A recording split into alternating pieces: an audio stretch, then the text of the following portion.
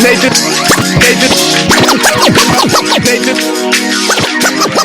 NathanIvy.com.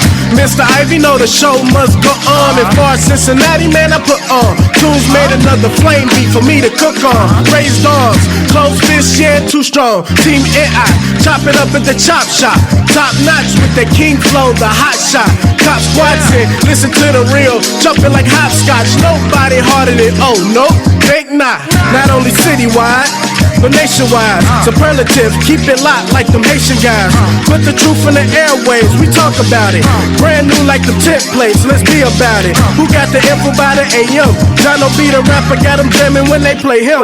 Staying in my lane, they ain't gotta okay him. Who the host with the scoop? Yeah, they gon' say him. Ivy, so superlative like a bag of Grippos. Show you where the bricks at, Cincinnati red tag. One time where my people at. Team NI, where my people at. It's the 513, yeah, you know the flow. What's the word, Nate? Let them know the show. One time where my people at. Team NI, where my people at.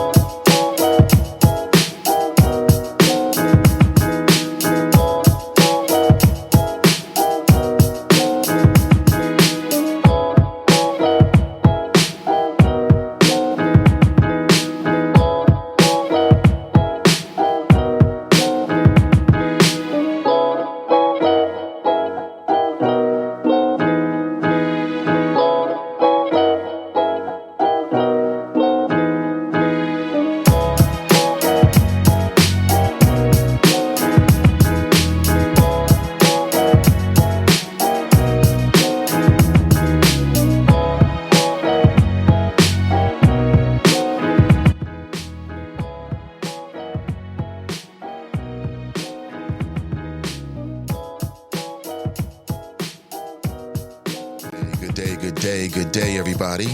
Am I plugged into the masses? Can you hear me? Good morning, everybody. Nathan Ivy with you in the air chair. Good morning. I had to converse with the wifey and check in with little Buddha. Make sure she's cool. She had sent her a message like right before you came on the air. So my children are everything. That's why I do everything. Hey, good morning, everybody. It's a beautiful Monday morning in the neighborhood. And there's numerous things that I want to converse with you about this morning, including some of the deadly shootings that have happened here in the city of Cincinnati. But let me start things correctly. Nathan Ivy with you, back from my hiatus. Politicking on the latest. Welcome back to the Nathan Ivy Show, where nothing is funnier than the truth. Men are allowed. In fact, I expect for you to act like a man when you call into this show or interact with this show. And of course, lames get their planes shot down like John McCain. The wise words of Jay Electronica. Good morning, everybody. 513, we are a daily digital show for people who may be coming across the show for the first time, or maybe you're reconnecting with the show. We go live from beautiful Cincinnati, Ohio, weekdays starting at 8 a.m. and typically ending at 10 a.m. Now, this week's schedule is going to be a little bit different. You got Thanksgiving, the holiday schedule, and I'll give you a heads up as the show gets deeper in today and let you know when you can expect to hear the flows and when we'll be live. Yes, good morning, everybody. Come on in. Every seat is a great seat when you listen to the Nathan Ivey Show because you're listening probably through your phone, probably your mobile device, I haven't looked at the numbers recently, but the last time I checked, I think it was about 87% of the people that listen to this show listen on a mobile device. Everyone else is listening on a mismatch of different, what do they call those? Of course, you got your laptop, you got your desktop, then you got your tablets. It's all kinds of devices out there, man. Don't you love the incredible times that we live in? We are living in the digital age. We made it, y'all. This is the future. The future is now. The only thing we don't have are the flying cars and then the end to the wars and all that kind of stuff, the famine. But nobody's really going to make any money off of that. So it'll be a while before you see it. This morning, I want to talk about numerous things. Some you might find more interesting than others. Hopefully, you'll find everything interesting and you'll stick around and maybe even join the conversation. You can do so by jumping inside the Chop Shop very easily. It's very easy. You can get inside the Chop Shop. That's our chat room. Why do we call it the Chop Shop? Well, because that's where the choppers live, man. How they earn that name. From chopping people up. Everybody gets chopped up. But typically we chop up the issues. There's a variety of opinions. We do not all agree. And this show is a microcosm of the larger black community in that sense, that we do not all agree. We agree with a couple things I think we can all agree on, but we don't always agree on how to deal with those issues or even what the issue is. Black folks still can't agree on Democrat candidates. Listen, why black voters deserve to be inspired by Democrat candidates. You deserve to be inspired. I mean, Trump has inspired his base with his rhetoric and with his actions.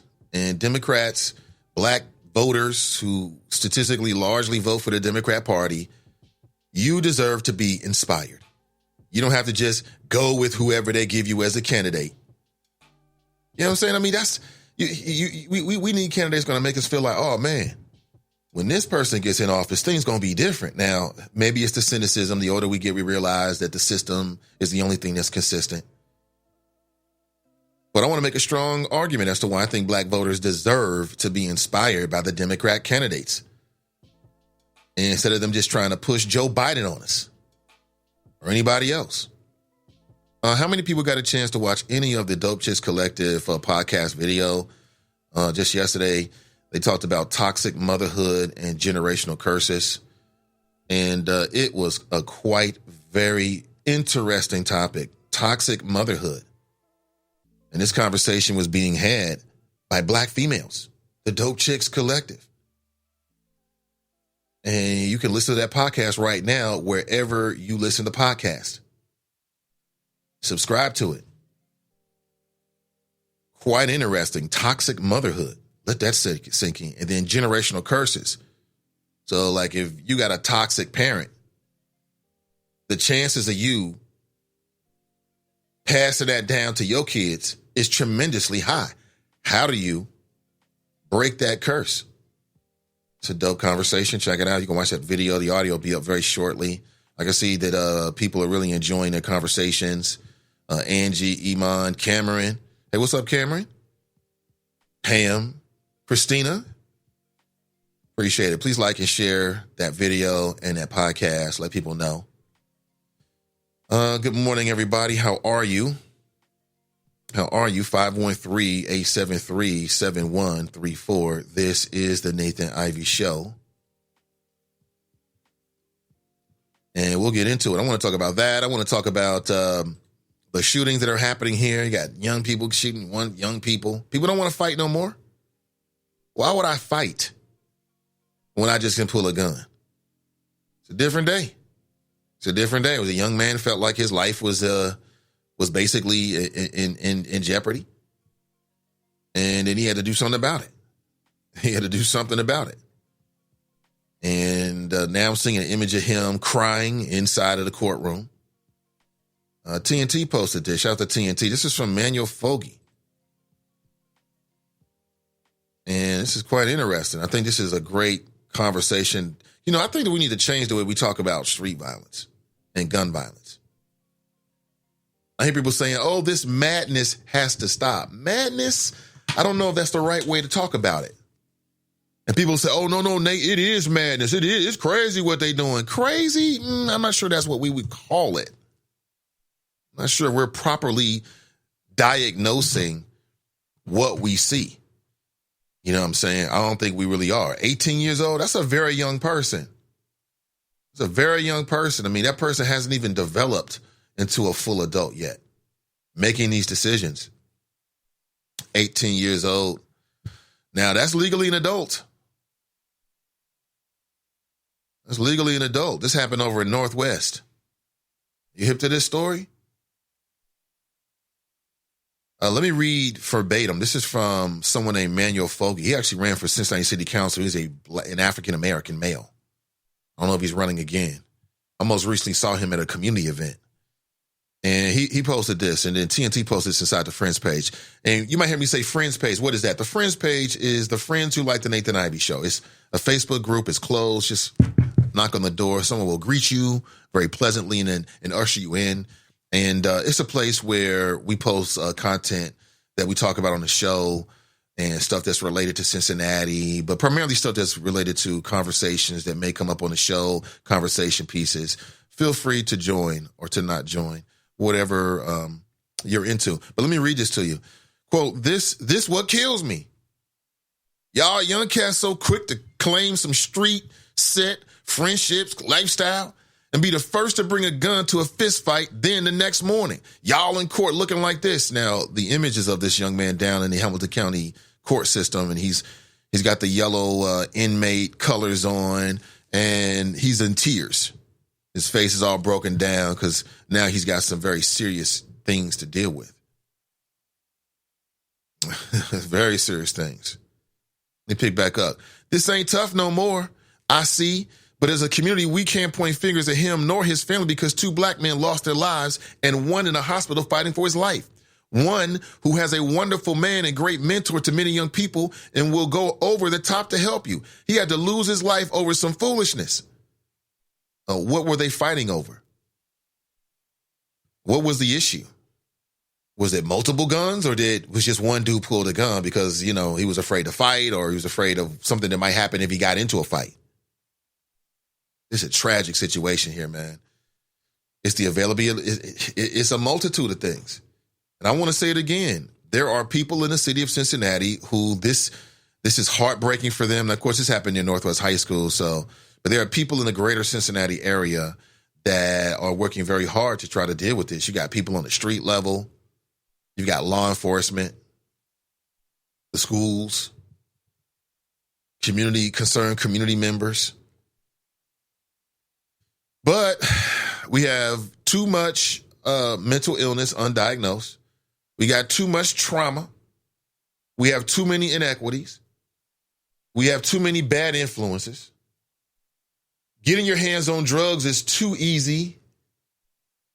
And did I mention the availability of guns? You got too many tools in there. There's just so many factors that play into that. You got too many people that had kids that never really should have had kids. You know, I'm pro-life as the next person. I believe in life. I believe in life so much, I don't believe in the death penalty, even for the most people that have done the most heinous crimes.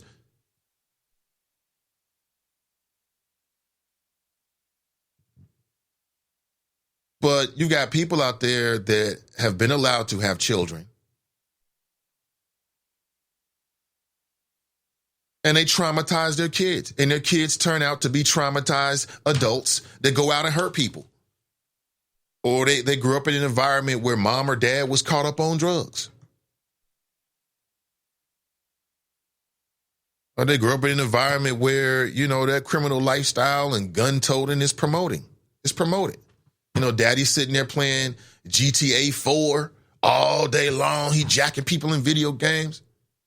Right there, your son. You playing GTA 4 with your son? You think that's entertainment? You jacking fools on a video game? So you know what I'm talking about. Get out the way of the game. I'm playing the game, son, trying to get some time with the daddy. And, these folks are having children. They're bad at it. They don't know what they're doing. They probably were brought up in a bad environment by parents that were bad parents, didn't know what they were doing whatsoever. And they produce these traumatized individuals that go out with all kind of different morals and values. That's one way of looking at it. The other way of looking at it is, man, is like this whole humans killing humans has been going on since Cain and Abel, right? This ain't nothing new. It's just something in us as human beings. We're just violent. It's just what it is. We live in a violent society. It's a dog-eat-dog world. It is what it is. There's some people that are different than other people. They're willing to pull the trigger. And it's always going to be like that. I mean, if we didn't have guns, we'd be hearing about people getting into sword fights, people getting stabbed to death. If we didn't have any more guns, if all the guns went away, would murder end? I don't think so. If there were no guns, humans would still find a way to kill one another because that's what the hell we do. Because in the minds of some human beings, settling some issues is worth getting violent. That's just what it comes down to. It's real easy. Hey, good morning to you. Hey, Jesse, thank you so much for the shares and likes. I appreciate it. Good morning. What are your plans this week? I know you got plans. Are you going out of town? Who got the sweet potato pie? The pumpkin pie. You eating pumpkin pie out here? You making pumpkin pie, really? I don't believe it. I still got my sweet potato until infinity. I will never eat any sweet potato. Maybe I've already broken it, actually. Let me stop saying that. Yeah. I remember my wife had some sweet potato pie. She made one for me. My wife got all upset. Why is she giving you her pie? What you mean, why? It's Thanksgiving. That's why. That's what you do. Oh, man. What are your plans? You know my motto. Here's what you should be doing during Thanksgiving. If you don't do this during Thanksgiving, I want you to seriously consider it. I want you to get all your family together. I want you to fellowship. I want you to eat. I want you to laugh. I want you to watch the games. And I want you to put about 15 to 30 minutes aside, bring the family together so y'all can figure out how y'all can stack y'all chips and go buy some property, go in business together, start a nonprofit together or something like that so you can stack your wealth together. It may not be all your family members because you can't trust them all or everybody don't got it like that. But grab 3 or 4 of your family members, sit them down and figure out how y'all can stack y'all chips and make some money together. That's I want to add that to the Thanksgiving dinner. So right after the macaroni and cheese goes around, start talking about how y'all going to stack y'all wealth so everybody in the family can retire early. Or, maybe that's the time to have some conversations about making sure that everybody's got their personal affairs in order if there's an untimely death. That's what Thanksgiving, you got to add to Thanksgiving, man. We can still do all this and get the family business together. That's what I say for Thanksgiving. I'm sure you're already doing it. If you're not, maybe you consider it. It's something I put out there every single year. That's what we need to add to Thanksgiving. Pass sweet potato pie, and let's talk about how we're going to stack some chips as a family and build black wealth. I know you feel me on that, don't you? I know you feeling me. It's real easy. Get 2 or 3 of them together. Y'all go in a room, get your place together, and just come up with some ideas. Who knows what could come from a conversation like that? It might spark several conversations. Get the young folks together and tell them about credit. Right? Tell them what to expect as an adult and what they need to do to stack their chips and make real moves out here in the community, right? So they can be financially independent. So you ain't got to take no shit on the jobs. What time is it? I'm sorry. So you ain't got to deal with all of that. Who's the next entrepreneur in the family? Who needs help? Who needs support in the family? It's just a suggestion. I throw it out there. Do what you do. Ashley writes, good morning, Nathan and the Choppers. Good morning to you, Ashley. CG Dub's in the house. She writes, good morning, Choppers. Good morning to you, CG Dub. That's Chocolate Girl Wonder. Pamela writes, morning all. Hey, good morning to everybody. Hey, Miss Tiffany's in the house. She writes, good morning. Brian's in the house. She writes, good morning.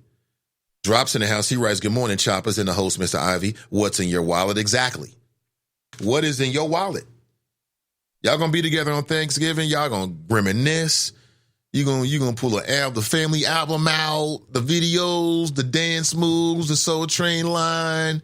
You know what's about to happen. Enjoy it. But just carve out 15 minutes to talk about a little family business. Okay, it's Big Mama's family affairs, right? Whoever the patriarch is, the matriarch, is their business in order? What happens if somebody has an untimely death? We got the funeral arrangements in order? Do we need to start a fund? Do we need to start something like $20 a month? I mean, I read about these dudes, man, and forgive me, it was 5 brothers that came together. They started putting away their money together, and then they start buying property so they could sell it back to the community. Why can't you do that? Why can't we do that? I mean, I say start with your family and friends. Who better? Who better? Now, that's a Thanksgiving right there. Don't come out this weekend just like you did last year with your family affairs. A week from now, when we wake up, or you wake up from your food apocalypse, you just went crazy with it, you went off your diet. Hey, I ain't here to judge you. You should do that. You're going back for a third handful of them candied yams? I get it. I get it. Oh, you want 2 rolls now? You eating 2 rolls out here and some cornbread? Enjoy it. But just mixing the conversation about that business. That way your family ain't caught off guard. You know, what's Saturday when you hear about something tragic happen, an untimely death? Family don't have their affairs in order. A simple conversation, follow up with a simple, maybe you go on Google and make sure you get your numbers right and whoever you're going to talk to. Here's another conversation maybe you can have. Maybe you ain't talking about that. Maybe you want to talk about making sure that, like I said, if you're black in America, you have to be prepared to go to jail at any moment to preserve your dignity and your rights. You might be dealing with some of these white folks that's on some nonsense. Well, there's services that you can buy so that if you get caught up in the game, boom, it's a quick phone call. You got bail. Quick phone call. You got a lawyer already. You know what I'm saying? Maybe that's the conversation. Get to all the brothers. You worried about your son or your grandson being out there? Well, get them some protection. Get them some protection. We'll get them a legal shield protection. Get on a prepaid plan. It's Thanksgiving. You're going to see everybody. It's a great conversation to have. Those are the conversations we should be at in the 21st century if we're not having them for Thanksgiving. That's how black folks survive in the 21st century. They start getting smart. Start posseing up. Posse up with your fam. If you can stand them. You eat with them. You must love them. Just a few thoughts from me to you. Tanika writes, good morning, good people. Mason Muller writes, morning, Nate and the Choppers. Hashtag got more tapes. Hashtag firsthand knowledge. Hashtag Ukraine in the membrane. Mason Muller's all over this, and rightly so. I feel the same way about it. I mean, it looks like Trump is guilty. We knew this already. However, I'm not really sure if this impeachment thing is going to work for the Democrats. I think it ends one way. In fact, over the weekend, it was widely reported that Donald Trump, that would be our president, he said he wants the Senate to investigate this. And the reason why he wants it is because he already knows all of his friends and supporters. The Republican majority is there. And I keep telling people, I mean, maybe the Democrats have some smoking gun information or something. It would have to be pretty good. But I'll say it again. If I'm a Republican senator, why would I turn against Donald Trump in the moment right before the election? I may not like him, but I want him to be in power. I may not like him, but we got the presidency. By we, I mean the Republican Party. I don't see it happening. I don't see it happening. So what happens is it will end potentially with, the largely Republican majority voting not to impeach Donald Trump. Donald Trump will do a victory lap. Everybody else will do a victory lap. And we'll be in the same spot that we were before we started it. Just as politically polarized as we were before. So I don't know. I mean, I guess the Democrats, they're very smart people. I'm sure they got this all figured out, and somehow this will impact the election. But so far as I see it, I don't think it's swayed anybody one bit. You might have had a few people that's on the fence here or there, but I think those people got off the fence before this Ukraine stuff came out. This Ukraine stuff is nothing compared to some of the other things, but those weren't impeachable offenses in which you had real evidence and all this kind of stuff. So again, Mason Mahler, we'll see, bro. This could backfire on the Democrats. It could backfire. I think that if you're pro-Trump, you're still pro-Trump. I think if you're anti-Trump, you're still anti-Trump. What you're learning about Ukraine doesn't really sway people either way. But we'll see. Sharp writes, great risings, Nate and the Choppers. Cam writes, stepping into the AM with Nathan and the Choppers, top of the morning to you. Yeah, I love the third base references. Jared writes, good morning, hashtag Team and I. Hey, good morning to you, Jared. How you doing, brother? Thank you for your support. I appreciate it, man. Mr. Avery writes, morning. Thank you, Mr. Avery. CJ is in the house. He writes, good morning, everybody. Hey, CJ. How are you doing, man? Thank you for your support. What's up there in Houston? What's up? Or should I say, what's up? What's going on down in Houston, should I say? What's the latest, man? TNT's in the house. She writes, good morning. TNT, among other things, is one of the dope chicks. I thought that was a very interesting conversation. Very deep conversation that the dope chicks had in the latest podcast. You can watch the video. It's on my personal page right now. And they were talking about toxic masculinity, toxic motherhood, which is like, wait a minute, what? And these are women who in many cases are mothers themselves. Talking about the various relationships they had with their mothers and then the relationship they have with their daughters and their own children. Super dope and deep conversation. If that sounds like something you might be into, check it out. You can check out that podcast wherever you listen to podcasts. All right, then we got Drop on the line. Hey, good morning, Drop. How are you? Good morning, Mr. Ivy. How are you, sir? I'm doing great. Welcome. Thank you for having me on the show, and it is an honor to be the first caller because it'll give you a chance to work out the kinks.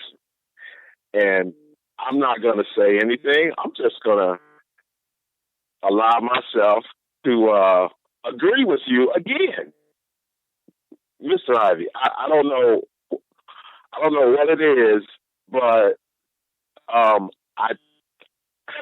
I'm pretty sure that you're starting to see things in a different light when it comes to the Democrat Party and the black people within that Democrat Party. And it's kind of interesting that Michael Bloomberg is announcing that he's running for president just only a week or two after he goes to a black church and apologizes for stop and frisk in New York City. And I'm pretty sure you know about that. And again, we have Kamala Harris, Cory Booker, who can't get the black vote. Joe Biden is really only getting the older black vote. Deval Patrick comes in, supposedly supported by Barack Obama. He's not registering. So, Mr. Ivy, is it me or is it you who is starting to see that the Democrats are almost conceding that they can't win? No, that's just you, brother. That's not? Yeah, I don't see that. That's what you keep saying, but I don't see that. But Mr. Ivy, it's pretty clear because if you just watched a few of the Sunday shows over the weekend, not only was impeachment a topic, the other topic was the state of the black vote with the front runners in the Democrat Party. Pete Buttigieg, he barely can get 1%. We know where Joe Biden stands with the older black vote. Elizabeth Warren is right around 5%. Bernie is about 12. So again, Mr. Ivy, where is the Obama coalition? He's not even really on the campaign trail. He's just trying to tell the Democrats that some of their candidates are going way too far left, and they need to bring it back to the middle. So when I hear these pundits on the talk shows over the weekend saying that there's gonna be a problem if Joe Biden is not the nominee, I mean they're gonna need 88 to 96% of the black vote. Okay, that's 5 to 8% that they must add to the Hillary Clinton total of 88%, which obviously she lost. So, Mr. Ivy, that's why I kind of see that they're going to have a problem in 2020 if Joe Biden is not the candidate. Well, and now, that's I'll why. hang up and wait for your answer, but I don't know, Mr. Ivy. Explain it, please, sir. I'm not sure what you're asking me to explain to you. Where is the enthusiasm? Where's the excitement? And I will quote your title in today's show: Why Black Voters Deserve to Be Inspired by Democrat Candidates. I don't feel any inspiration. But you're also not a Democrat. You're also not going to vote for a Democrat candidate either. Yes, but I travel in those circles. So I don't see it in the chop shop, Mr. Ivy. Well, and that's my point. It on Twitter. That's exactly my point. I mean, so basically, over the weekend there was a poll that came out by ABC News and Washington Post, and what it concludes is that the Joe Biden is the choice of a plurality of African American voters in that particular poll. So what they found was that 39% of African American primary voters backed Biden. 22% backed Elizabeth Warren. 6% backed Bernie Sanders. And I thought, okay, so it looks like Biden is that guy statistically, but he doesn't inspire a lot of black voters, especially younger black voters are not inspired at all. And my point is, you know, it's unfortunate that it's coming down to that. And so those voters might vote third party. They might feel more inspired. They might not vote at all because they don't feel inspired, despite, you know, Joe Biden having a plurality of support from African American voters. Right, exactly. And I know you are aware of where this economy is right now. And well, let me rephrase that. This Obama/Trump economy is doing very well, Nate.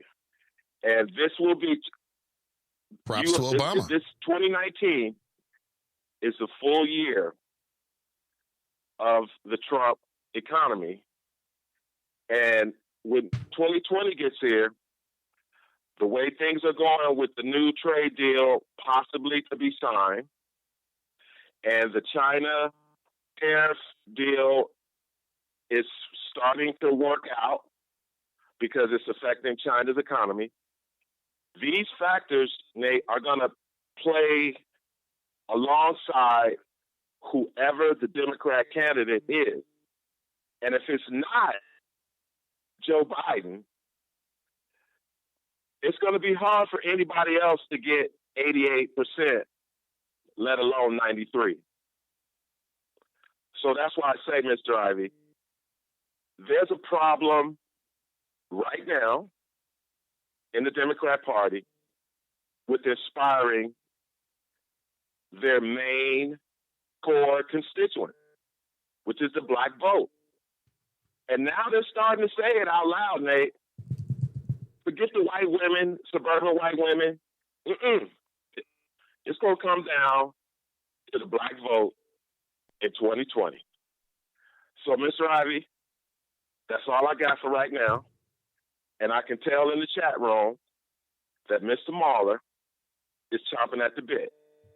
Hopefully, he's on his break so he can call in. So thank you for taking my call, Mr. Ivy. Drop Squad 52. Dropping science to anyone who wants to catch it. What's in your wallet? Peace. Why he try to say it slow to be all profound and thoughtful? The hell is wrong with this black man? What's wrong with him?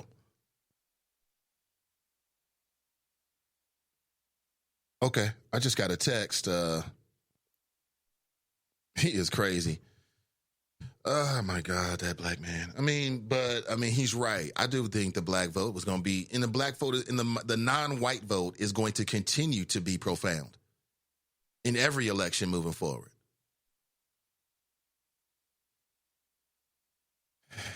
Yeah, he's right about that. But black voters deserve to be inspired, but you may not be. You may not be inspired by Joe Biden. But if statistically it looks like Joe Biden is a better choice of all the candidates to beat Trump, what do? And say what you want, man. Trump inspires people. You know, we tend to say, oh, these people are dumb. Oh, these people are unintelligent because they vote for Trump. They're so dumb. Can't they see that he's a con man?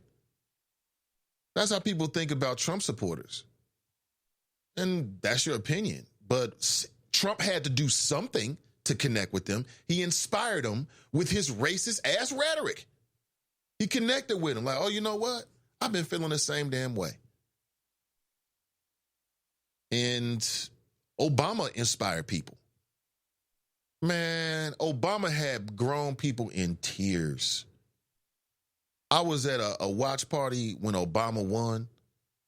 Black people was crying. It was people crying. We was out there at on Chester Road. I forget the name of the venue. And black people was out there crying. On the dance floor sobbing, my president. You know why? Because he inspired you. He inspired you. That's why black people, that's the reason the Obama coalition is not out there is because there's no candidate that's really inspired people. Now, the inspiration might be bullshit. Excuse me, it's 8:47. I know it's not 9 yet. Sorry. It might be BS, right? Oh, my God. But no matter what, there's undeniable connection that he has with people. It may not be a good reason for us as to why he's inspired them, meaning that he might inspire them with racist talk and really tapping into some really ugly fears and some ugly things in non-black America that makes them resonate with Trump. Okay, but it's inspiration. And all I'm saying is black voters deserve to be inspired too, just like Obama did with us. Obama, man, listen. Oh, there was a rapture around Obama when he went into the White House. Don't lie. Let's be real. Don't be embarrassed. For a lot of black folks, man, you was living your best life. Couldn't be happier. Got your president, got your first lady. She looking bomb in that dress. They saying the right things. Obama never got caught up in scandal, never did the Bill Clinton thing, right? You know he had his opportunities. I'll say it again. Obama deserves he deserves a medal, man. You can only imagine the kind of attention and women that was sending him cues and all kinds of stuff. You know what? The fact that he was the president insulated him from it because I'm through the Secret Service. They probably couldn't get to him. But it was women that would have left their husbands just to be his concubine. It was so inspiring. And Trump's, as unbelievable as it may sound, I'm sure Trump has it the same way. You know what I'm saying? He inspires them. It's true. Pat Rice, good morning. Tracy Rice, hi. Ashley Rice, it was a great show yesterday with the ladies. I can relate. Okay.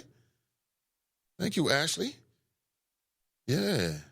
That's, again, that I think that there'll be a lot of people that can relate, male and female, but primarily black women.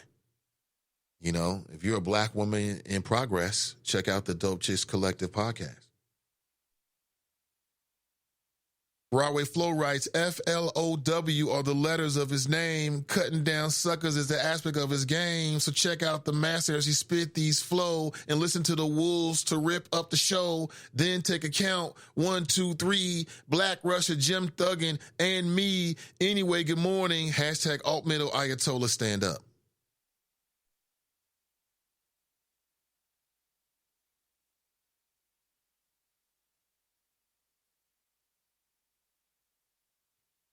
TNT writes, a very tough discussion, but I love the rawness of it and how these ladies have overcome these experiences with so much strenuous.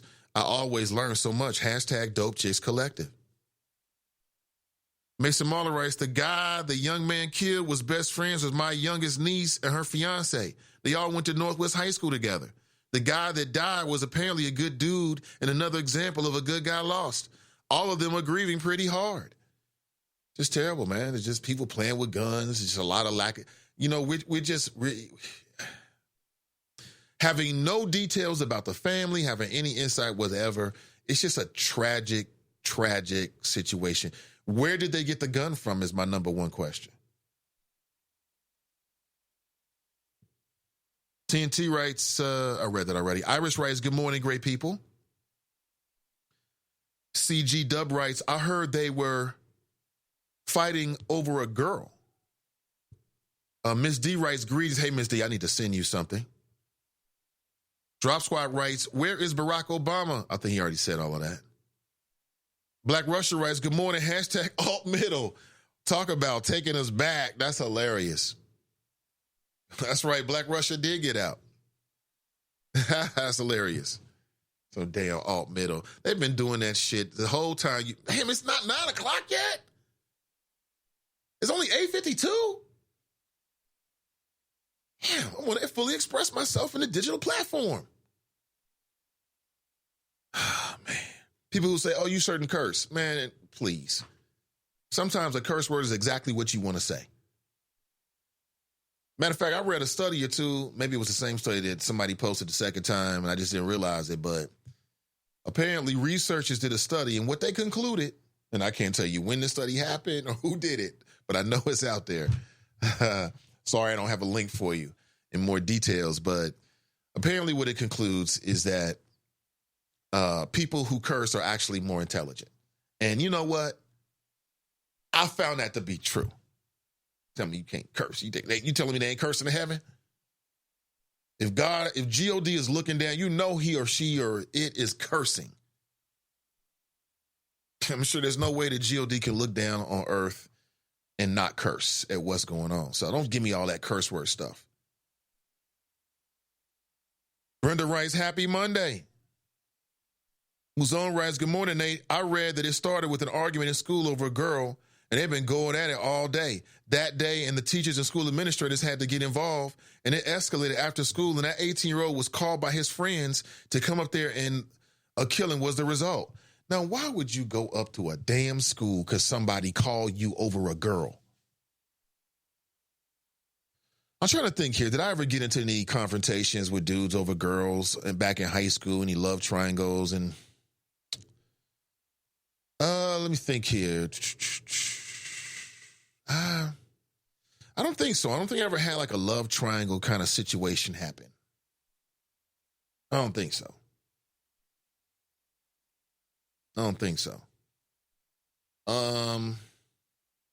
I did get into a physical altercation once with a black man over, I guess it was over a girl. I guess that would kind of classify it, but it was a complicated thing. You know, they were dating, then they wasn't, they had kids, on again, off again. You know how women are. They on again, off again, what they do, they slip other dudes in when they off. We all know how this works because we've been those dudes that slipped in. And then y'all kick it for a minute. She gets back with him. Right. You know what? We back together now because you was just something to do for a little while anyway. You know, something that she always wanted to knock off. You know what I'm talking about? So it's one of them kind of situations. And we got into a fist fight and kind of busted up her apartment a little bit. And I don't know how it ended. It ended. And then that was it. But I never thought to shoot the man. I mean, I never felt like my life was in danger. And I think that's kind of normal though. I think teenage, early years, that's kind of normal, especially if you out here dating and mating, relating, and these women be lying, knowing damn well you got a man. Talking about you ain't with him no more. And he in your house. I think it was something like that. And so that was my only experience with that. I think that's kind of normal, going back and forth, competition over the female species. That's what men do. Peacocking, all that kind of stuff. Certain girls come into the environment, dudes be acting different. I thought we was cool. Yeah, we cool, but I want her. That's all 18-year-old, 17-year-old stuff. Hell, it's 14-year-old stuff. For what my daughter's telling me. He's my man and you not looking at him and all this kind of... Just go to school. Just go to school. Mike Jones writes, good morning, choppers. Mason Mahler writes, parents aren't parenting. Some of these parents don't know. Listen, don't nobody tell you how to be no damn parent. Man, you go to the doctor and get this little baby and take him home, and you just taking care of him then. Because when you first bring a baby home, parenting is just making sure they're warm, and you change them, and you feed them. That's parenting. You know what I'm saying? You ain't got to deal with no deeper type of communication because they can't communicate with you when they first come home. So the only thing you have to rely on is what you were brought up, how you was brought up. And I think that's where they go wrong with it, Mason Mahler, because unfortunately, some people are born into bad situations with individuals, humans, black and white. But we'll talk just about the black community, but black and white, who never should have been parents. They weren't prepared. They are ill-equipped, emotionally ill-equipped. They're emotionally ill-equipped. And they just, we think our parents are perfect until we get up and become parents ourselves. And then you start analyzing like, oh, snap. Well, this is what I think is the best thing to do with my child, but here's what my parent did to me. That's when you start comparing and contrasting. It's right about that time when, parents start having real conversations with their kids, right? When you have a child, it makes you analyze the relationship you had with your parents as a child. You want to be a grandparent? Well, that means I'm going to start thinking about the differences. And it's real. Drop Rice, is it nature or is it nurture? It's nurture. I don't believe the whole nature argument that black people are just inherently violent. Drop, I don't believe that. When I look at all the heinous crimes that are happening, I'm seeing non-black people perpetrating these crimes. Man, a whole family got slaughtered here in Ohio, and for 2-3 years we had no idea what happened. Come to find out, it was all kind of stuff. It must have been Mexican mobsters and all kind of. It was some white folks that killed white folks. That's what happened. We didn't know for years. What was it, Pike County? All them people got massacred. Man, they was acting like aliens or something did it. Like literally. They was acting like it was the local. Well, that wouldn't be. I think they've been extended. But it'd be some Mexican mafia came up here and the drug deal went bad and killed all these white folks. Come to find out, it was another white family that had some personal beef. They feuding over a baby mama drama and massacred a whole family. But we want to examine, but the media wants to super examine everything that happens when there's a black person. Oh my God, what's wrong with the black family? And that's because we get these knee-jerk reactions from stakeholders. Irresponsible people with microphones that go out there and go the wrong way with it, Like I said, every time there's a murder in the community, that does not necessarily reflect how I personally believe. We are not all responsible every time somebody black do something. We ain't responsible for that. They are responsible for that. That's what's going on. Remember Pike County? For 2-3 years, we didn't know what happened. People was like, oh, man, I guess the mafia, man, they came up here, and I guess it was drug money or meth, or it was some baby mama drama, some Jerry Springer-ish with guns, and it led to the whole family getting massacred. That's what really happened. Brian writes, these 3 days can't go fast enough. Is that right, B? You getting out there, huh? With the family? Yeah, Thanksgiving's cool. It's cool. I'm down with Thanksgiving. Trumpy Bear official commercial. What? Entire black church in Charlotte endorsing Donald Trump. They in it for the money. They in it for the money. Man, people still going hard at Stephen A. Smith, huh? Please leave this man alone. Stephen A. Smith. Oh my God. Did you see the meme? Oh, I posted that. You see the meme somebody put up of Stephen A. Smith and next to Max Kellerman and somebody, I don't know how a graphic artist rendered this so it makes Stephen A. Smith look like a white male. And it's making Max Kellerman look more urban, more black. It is hilarious, man. That is hilarious.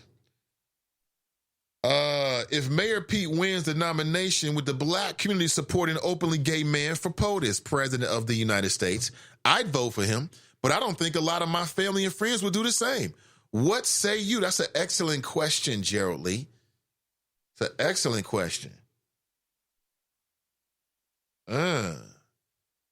And that's quite interesting because black folks ain't really feeling Pete Buttigieg.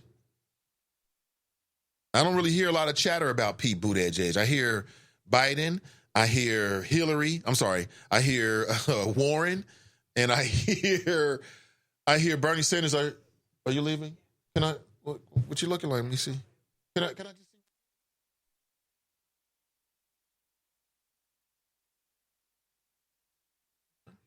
I want to get a little look in. All right, it's me being me. I am a married man, and I'm broadcasting home from my home studio today. Yeah. Oh, my God. Will they just go ahead and do this? I wish I had known this back when I was in UC. Is it 9 yet? There, we can curse now. Ding, ding, ding, ding, ding. Well, let's talk about the University of Cincinnati real quick. This is some local news that may or may not matter to you. But there's a new report that recommends that the University of Cincinnati stop using the name of slave-owning co-founder Charles McMicken for their College of Arts and Sciences. And if you went to the University of Cincinnati, you may have taken courses out of the College of Arts and Sciences. I did. I know my wife did, where we met. My wife and I met at the University of Cincinnati. We actually met in class together, topics in math. It was not in the McMicken Hall, although I have taken courses. I did take some courses in McMicken Hall. And it turns out that Charles McMicken was a racist and a slave owner who left donations to help found the school where, quote unquote, white boys and girls will be taught. He didn't give a damn about us. Even though I would go on to take courses at the University of Cincinnati and at McMicken College. As a matter of fact, when I first arrived there, that was their primary hub for all of their freshman classes. And your registration and everything was done out of McMicken. So I used to go in there all the time. And kind of find out it was a house that a racist, I'll take that back, that a slave owner had built. Now, how do you register that? The fact that people like myself, that black people, the descendants of slaves, ADOS, went on to travel through the very same buildings that were originally endowed by a slave owner. Is that a sign of progress? And how important is it that the University of Cincinnati remove his name? How important is that? I'm reading that alumni are threatening to stop giving. That'll go a long way. University President Neville Pinto appointed a working group of faculty board members and student government leaders to weigh the question at the end of 2018 after UC student government voted to remove the name from the college. Stop right there. That's the other side of it. So if UC student government has already voted to remove it, what's the big deal? I mean, just remove it. I mean, what do they have to lose? Why hasn't this already been done? It sounds like a no-brainer. I'll tell you why. Because, well, at the end of the day, nobody really gives a damn about the name of the building unless it's something that's offensive. Well, this obviously is offensive. So it makes it easy, right? Like, how many people out there are going to be really arguing that they don't change the name because of, I don't know, racist Southern pride or something, Northern Southern pride? I don't know what the argument might be. I mean, to have Charles McMicken's name there, even though the African-American students don't do that, is a slap in the face to history. It is,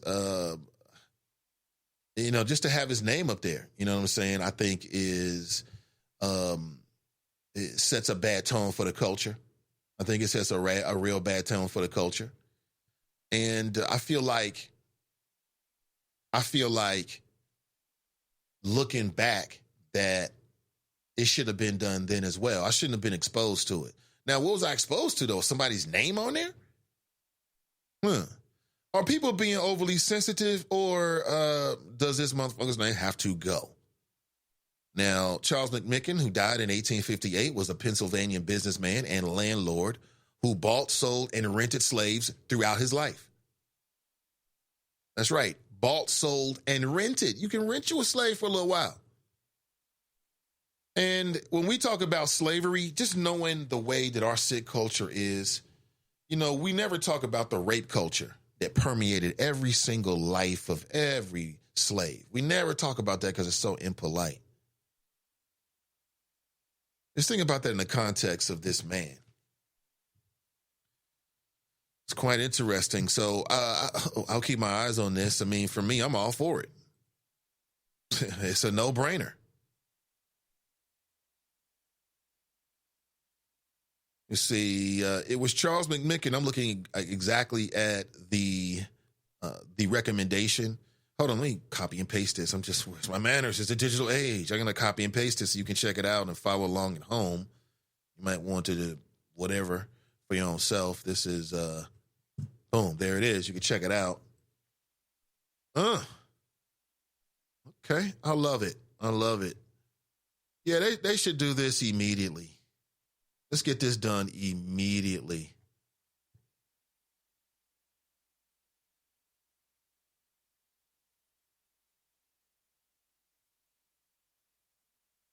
I'm sorry, I'm kind of caught up reading it myself here, but I want to throw that out there for you. 513-873-7134 if you would like to share your thoughts. Please, nobody ask me about the AMAs or anything like that. I haven't watched any of that trash. I mean, I know just because I go to certain websites and I just could not get away from it, I wasn't looking for it. But I know for a fact that, what was it, Taylor Swift or whatever she's calling herself these days? She was like had her big night and they gave her like a artist of the decade, which I never understand. Clearly Beyonce is the artist of the decade, but I mean, it is what it is, man. The whitewashing of American music continues. It continues. And what can you say? 513-873-7134. That's all I can say. CG Dub writes 2-day work week, headed to Vegas Friday. Oh, you got a good job then. Look at you with that good job. You only working 2 days today? Damn. Yeah, more days you have leading up to the holidays, the better the job you have. Or after the holidays. Maybe. Some people are locked into schedules that are not their own, so. Muzone writes, the guy that died in the car was right by my job on Waycross. Really? Damn. Brian writes, son's elementary school was on lockdown because of the ridiculousness. A block away from the high school. Couldn't get my son until 5 p.m. He was scared and tearing up because he had to hide in the restrooms. Oh, I'm so sorry to hear that, man. Yeah, I'm sorry to hear that about your little fella there, Brian. That is not good news, man. I don't want any kids traumatized at all. Not good news. Pat writes, make sure family members are registered to vote. We have some registration forms with you. Or have some registration forms with you. Mike Jones writes, this form of capitalism is driving people crazy, not eating while making anyone crazy. Mike Davis is in the house. He writes, rise and shine. Young stars, hey, good to see you, Mike. Renee is in the house. Hey, good to see you, Renee. Mason Marler writes, I've been put in charge of making the greens and fried turkey. That's great, man. Have your fun, fellowship, and then sit down and talk talk some family business with your family. Talk a little bit of family business, wealth building. Okay? Speaking of that, I ran into Sandra Jones, who is the president of the Avondale Community Council, on Friday. And she told me some amazing things about Avondale. When I say amazing, I mean like good, and some things that I think can be classified as concerning. So I'm going to reach out to Miss Sandra and see if she'll come on and talk to us about some of those measures. It was quite interesting. So that's what I say. I say get together this week and fellowship with your family, eat with your family, connect with your family, and talk business with your family. Like, how can you and your family come together and wealth build? How can you and your family come together and maybe plan for, because all the older folks will be there, right? Making sure all the older folks, they got their business in order in case something happens. You got your funeral arrangements in order. We know where the documents are. You know what I'm talking about? Big mama passed away, granddaddy passed away. You don't know where none of the papers are. You don't know what their social security number is. You don't know nothing. But you don't have to be that way. Quick conversation, a little bit of boom, boom, boom. You can make sure all that stuff is taken care of. And Thanksgiving is when you do it. Sit them young folks down, talk to them for a second too, and tell them something that's real. You know what I'm saying? Get the 17-year-olds and the 18-year-olds and the 16-year-olds together and tell them a little about that credit. Tell them what the real life is waiting on them. You know what I'm saying? Don't just let them go into a room and play video games. That's going to happen. Or maybe you want to talk about, getting yourself legal shield protection. Because like I said, if you're a black man in America or a black woman in America, you might have to go to jail today in order to stand your ground, in order to not to grovel, in order to not having to bow your head and all the other kind of stuff. That's what you might have to do.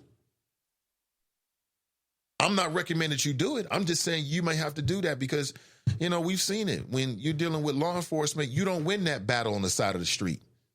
You don't win that. You deal with that in court. The process means you might have to be in lockup for a little bit.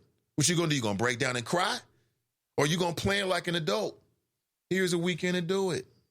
You'll sleep better. You'll walk different in these streets when you know that if something happens, boom, boom, boom. I know who to call. You got your lawyer. You know what I'm saying? You got you a stack or so to the side. You might have to pay a fine. You might have to pay bail. So this is the weekend I say we talk about that with our families. I will talk about that with you already know. I'm going to talk about it with my family. You talk about that with your family. Maybe you already do this. If so, we on the same page there, homie. Dap. Cool. Right? And if not, then maybe it's a little something you think about. Maybe this ain't the time, but you think about it. But you cannot say that no one ever shared that with you.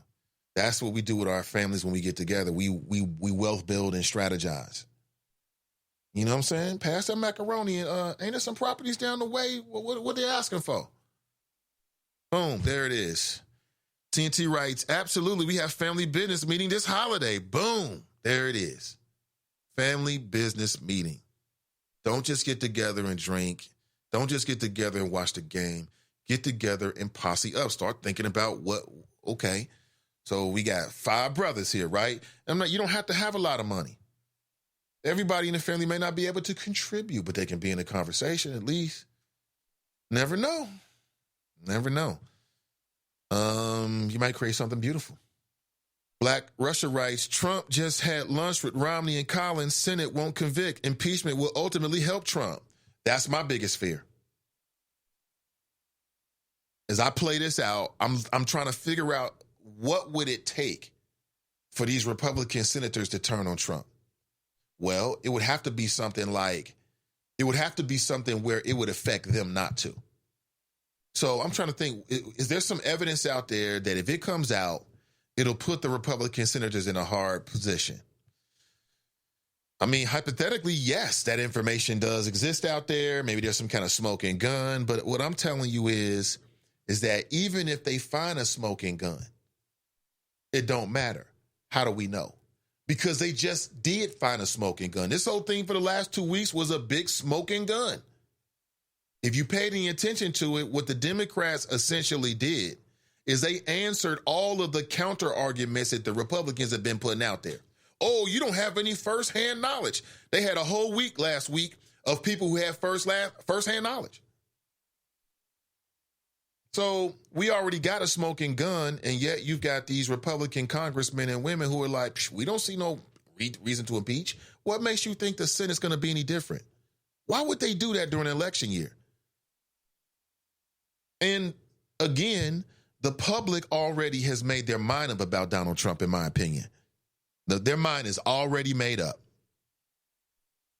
There might be a little bit of people, those independents, those people who are truly independent and vacillate back and forth, election per election, back and forth. But that's not the majority of people. The vast majority of people, in my humble opinion, have already made their opinion about Trump. Either they think that he is whatever. And again, we heard this dude say he can grab women by the ussy. He was reelected. We heard this mofo refer to, some countries in Africa as shithole countries. We've heard this mofo soft pedal racism after a woman got ran over down in Charleston. I mean, they were locking up little Hispanic kids in cages and lost 1,000 of them. They lost them. The man is a pathological liar. He might as well have bent over literally when he was side by side with Putin. So, I mean, I don't think that we need any more information for people to figure out how they feel about Trump. Trump is the most, or one of the most polarizing presidents ever. Either you riding with him or you not. I don't think there's a lot of in between, back and forth. Now, it does matter who that Democrat candidate ultimately ends up being. If it's somebody that doesn't inspire, if it's somebody that has a negative sort of polling with the public, it's going to favor Trump. So we'll see, man. It's going to be quite interesting because it's going to be historic. For people that watch politics, an impeachment during an election year has never happened. That's historic. And we're in the digital age. 2020 is going to be quite interesting. I keep saying it that way. It's going to be quite interesting. I just say kick back, watch, and observe, and we can talk about it and chop it up. TNT writes, he wants to appear fearless, but Fatso just had an emergency visit to the hospital. Oh, I forget. It was a first phase physical. Right. Mike Jones writes, why was Mr. Average Devin Nunes in Europe with the felon associated Giuliani trying to get dirt for his master? Shaking my damn head. Well, because you said, I don't know what Trump has on Devin Nunes or any of these guys, but we know he's a wealthy guy. We know that he's cutthroat. We know those two things. So, maybe he's going to spread the love. Clue Magic's in the house. He writes, good morning, Nate and the Choppers. What's up with you, Clue? One half of the dynamic duo that makes up the Cutting Through the Bullshit podcast. And you can subscribe to that podcast as well wherever you listen to podcasts. And you can check out the first stream we put up on Sin Digital right now. Check it out. Check it out. Check it out. Black Russia writes, Trump getting reelected from the way it's looking. Mason Mahler writes, Trump has destroyed the Republican Party and history will judge the uneducated who supports him unfavorably. Is that right? That's interesting. Woody writes, happy risings, brother Nathan, and the Choppers. Have a blessed day. Black Russia writes, I plan to vote in the Democratic primary. Biden is male HRC from 2016. Why Trump gets reelected? Not so sure about that one, Black Russia. Not so sure about that, but we shall see. Mike Davis writes, when I ask folks at the shop who they vote for as of today, Biden is the answer 95% of the time, right? And to me, I don't know why. If I had to be honest with you, I don't know. I can't okay, let me put it this way. I can't explain it, and I have read about it. People have documented it, and we know this to be a fact. There's a schism when it comes to the Democrat vote between older voters and younger voters, but across the board, overwhelmingly, African Americans support Biden over all the other Democrats. That's what they say anyway. And they say that overwhelmingly primary voters, I think it was 39%, have voted for Biden. These are primary voters, and that's not like a big wide margin. I think Biden's 39%, Warren's 22%, and then Bernie Sanders drops off to single digits after that. But all I'm saying is that I think black voters deserve to be inspired. You know, we deserve to have a candidate that inspires us because that candidate, male or female, is speaking about the issues that matter to us. Will that happen? Will you? But will you get a candidate? Ultimately, if it's Biden, he's not going to inspire a lot of younger voters and voters across the board. So what will these uninspired black voters ultimately do is the question. Will they sit it out? Will they say, you know what? Let me try to, let me try to be strategic about it and just vote for a Democrat. Will they go third party? Mason Muller writes, Donald Trump is Pat Buchanan's wet dream. There's a reason the Democratic convention looks like America and the Republican convention looks like a Tea Party rally. Ever notice no one ever wants to catch his knowledge? Not today, Stephen. See, now you call him Stephen. TNT writes, I am not inspired by Biden. There's nothing inspirational about Biden. I mean, I'm not inspired by Biden either. You know, what's to be inspired by? What has he said that's so inspirational? What has he done? His claim to fame can't be, oh, well, Obama chose me to be the VP. Yeah, that was years ago, bub. I got you. You know, great. You was along for the ride, but so what? Now, just as we're saying this, the Republicans know this as well. The Republican Party, and I've been reporting about this for the last 2 years, is making serious efforts to try to attract black voters. They're making serious inroads. Conservative media is making inroads to try to attract black voters and black viewers as well. I'm seeing more and more digital platforms where it's on some Blexit type stuff, and they're really smartly done. And they're all for Trump, right? Trump's campaign is called Voices for Trump. Voices for Trump. And he's got a lot of well-known black people. Now, I didn't want to take it seriously, man, but how can I take this seriously? You got listen, some of the leadership behind Voices for Trump include Diamond and Silk. Now, anybody else on the list, how can you take them seriously? And they're on the list with Diamond and Silk. The hell? That's how I look at it. That's how I look at it. But there's some people who look at that list. Niger Ennis is on the list. I'm trying to think backwards. Ken Blackwell, Cincinnati area product, right? He's on the list. I was on his Facebook page last week. He was proudly boasting it. Yeah. Boy, black voices for Trump. Black voices for Trump. Think about that. Black Voices for Trump. Now, does anybody remember Black Voices? Black Voices was a media platform many years ago. AOL Black Voices. I had a partner that was doing stuff for them. He was doing some early writing, then got into the video thing. Early on. It's called Black Voices. Now, because what they realize is that when you put the word black into it, in today's context, that becomes a dog whistle for people. That becomes a symbol for people. You know, you've seen a rise in new black media. And again, this is the Trumpsters. I mean, these are very intelligent people, y'all. These are not dummies. They're not Gilligans. These are smart political scientists that are reading, watching, observing, calculating, analyzing. And because of the cynicism that people have about Biden, they're going to use that. As well they should. And they're going to say, look, we're going to offer you perhaps something that's new and something that's better. And it might work. We shall see. We shall see. Very smart people, man, running these games. Let me see. Nate is absolutely right. I feel good about casting a vote for Barack Obama. Do conservatives and other sellouts feel good about voting for Donald Trump? I'm just saying. Hashtag not that African American over there. Obama, he captivated people. He caught people attention. Oprah was popping them up. We're like, oh, who's his brother? He's talking about change you can believe in. Great orator. Looked great in a suit. Great family.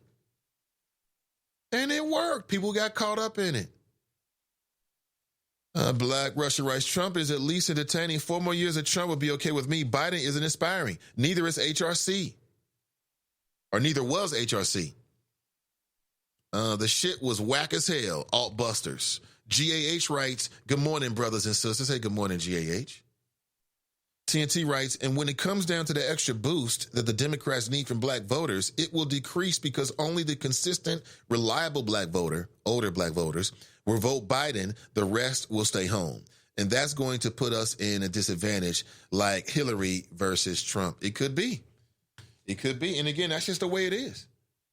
I mean, that's the way it is. Like, personally, I can see the broader strategy, whether I'm inspired or not. I can see the broader strategy and the broader impact on public policy.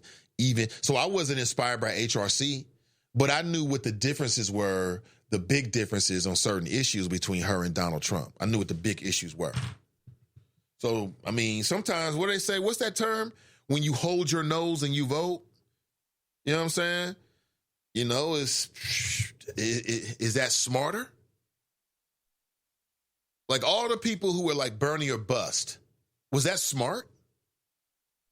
Ultimately, if you were a Bernie person, was it smart for you to stay home and thus open the door for someone whose public policy and complete agenda you disagree with completely, just because the Democrat Party chose to support someone who, if you looked at the issues, you probably agree with a whole lot more than the person who ultimately got in office?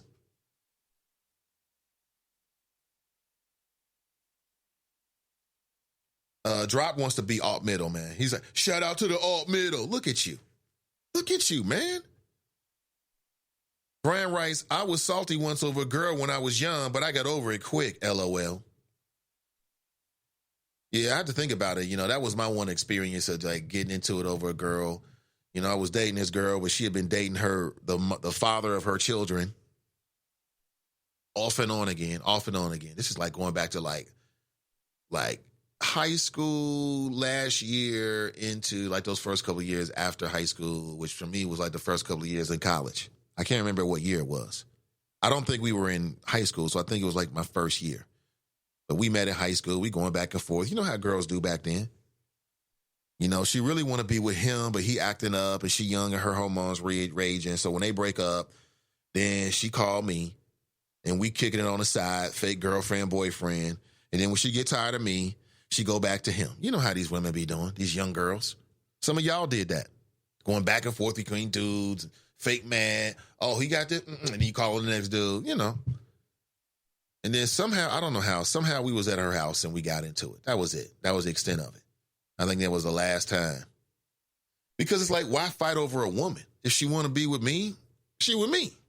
She want to be with you, she can be with you. There's too many women out here.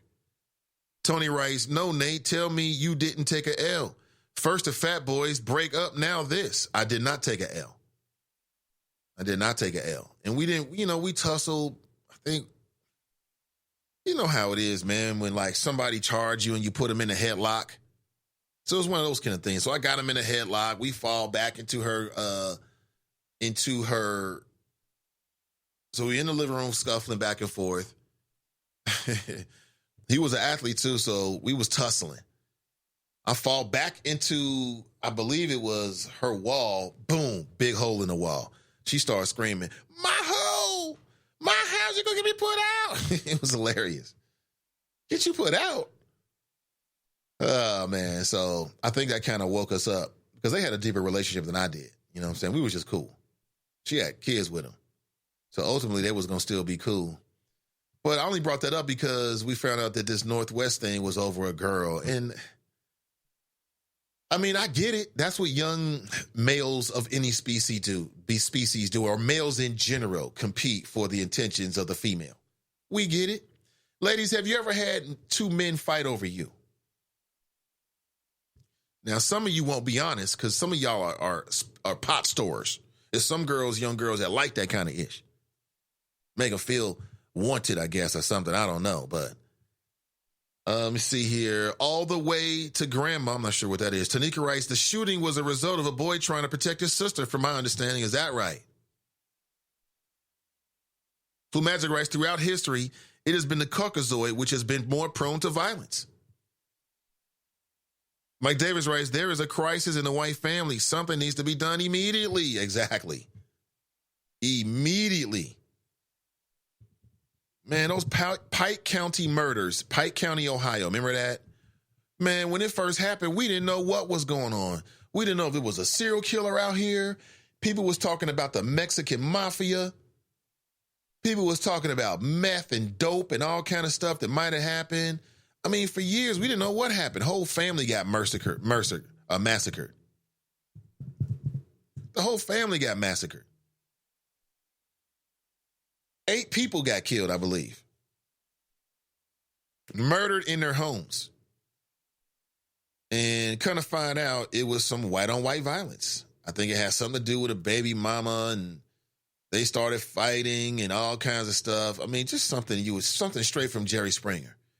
But does that lead to a conversation by the white community about what's wrong with us? No. Because white people are not internalizing the actions of the white people. That's them over there. Black people, because we have a sense of community or whatever, we want to internalize it. Oh, what's wrong with us? Nothing's wrong with me. You mean what's wrong with them? They did that. And 8 people got murdered, and it was over some baby mama drama type stuff, honestly. You know, you had one white family that killed another white family. I'm not making this up. Now, when was the last time you heard about that happening in a black community? You find 8 family members dead. And then you find out that it was another family that killed the whole family. These ain't even gangsters.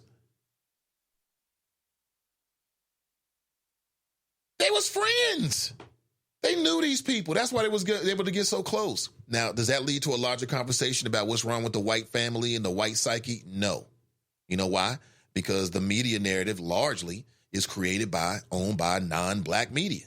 So they would look at those kind of headlines as wrong. Like what I just said, what's wrong with the white family? You're never going to see that on, you're just not going to see that. You ain't going to see that. But that's the question. That should be the headline. What is going on? Because every time that there's a tragic shooting, we got to have another conversation about black parents. We got to have another conversation about black lifestyles. And no, we don't need all of that. Pike County murders. They found 8 family members, all on this particular piece of property. For folks who don't know, this was 3 years ago. All of them murdered. For like 2 years, we had no idea what was going on. Then we found out that another family, the Wagners, George Billy Wagner III, Angela Wagner, George Wagner IV, and Edward Jake Wagner, had perpetrated a crime. All of them non-black, by the way. Oh, my God. I mean, nobody said it was barbaric or animalistic. I just don't remember all of that. It was a heinous crime, but... And some of these individuals might be looking at the death penalty. That's how deep it is. That's how deep it is. Where are we at here?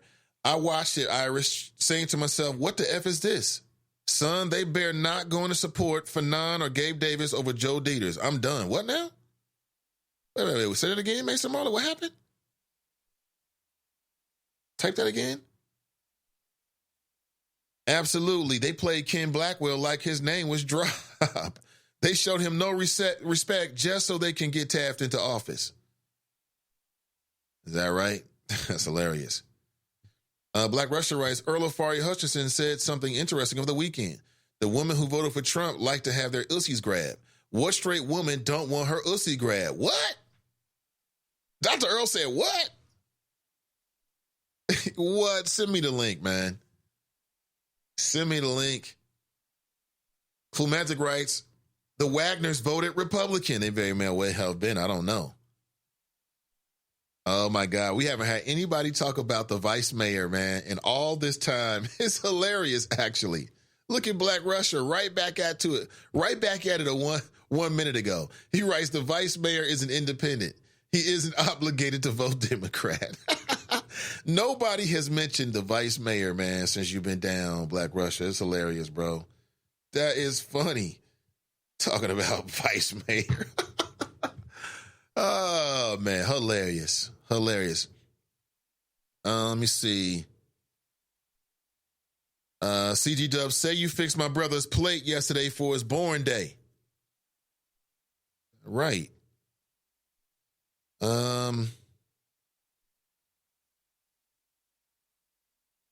It was on Dr. Earl's Facebook page. Let me go to Dr. Earl's Facebook page right now. I just can't believe that Earl of Fari Hutchinson is... what?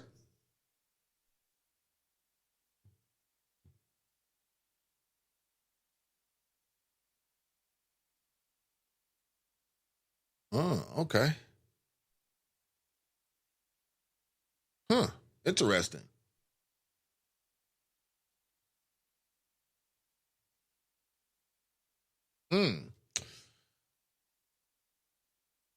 Oh, okay. Was it in his debate he had with his show producer? Is that what he was talking about?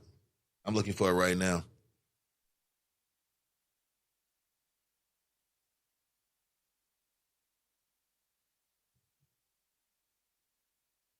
Yeah, I really respect Dr. Earl. I think he does great work. Mr. Mueller writes, economics of the GOP, question mark. We have the highest deficit in U.S. history. Just stop, dude. That is a great point. Flumagic writes, the cartel narrative fits better than the baby mama drama narrative. Yes, it does. Nate Drop is in that gummy bear commercial. Is he? Max Kellerman looks like a Simpson in that meme. He does look like a Simpson.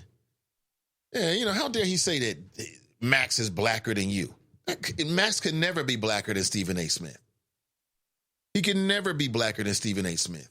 It ain't even possible. It ain't even possible. How is that even possible? I think he was trying to, and again, there is no black and white response to what's going on with Colin Kaepernick's workout. Now, I think there might have been a black and white thing, just like black and white people look at the role of law enforcement and what's going on in their interactions differently. I think there's a black, I can see there being a black and white thing when Colin Kaepernick was taking a knee and everybody was trying to get him to stop like it was a small issue and make a big deal about it. But Colin Kaepernick and his workout, man, that was so goofy. That was a circus. That was a circus. I don't even know what the whole point of it is. Because let's say he gets his job back. So what? What did you win? He said at the end of his live stream, okay, I'll check it out. Iris, if you look closely, when you see Wimburn and Smitherman speak on the commercial, you can almost see the 30 pieces of silver on their desk. Is that right? Yeah, I saw it, Black Russia. Now, what are you talking about? Send me that link. I want to see that link.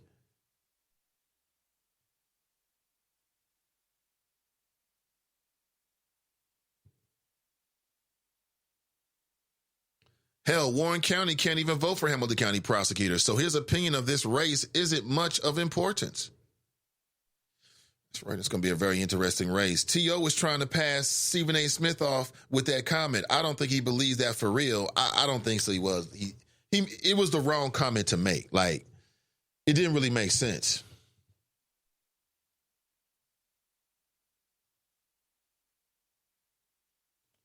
Drop writes, if black people were not the biggest voting bloc for Democrats, they would not be displayed in such a horrific way Asians, Indians, and other minorities do not have that pain and suffering displayed on national news.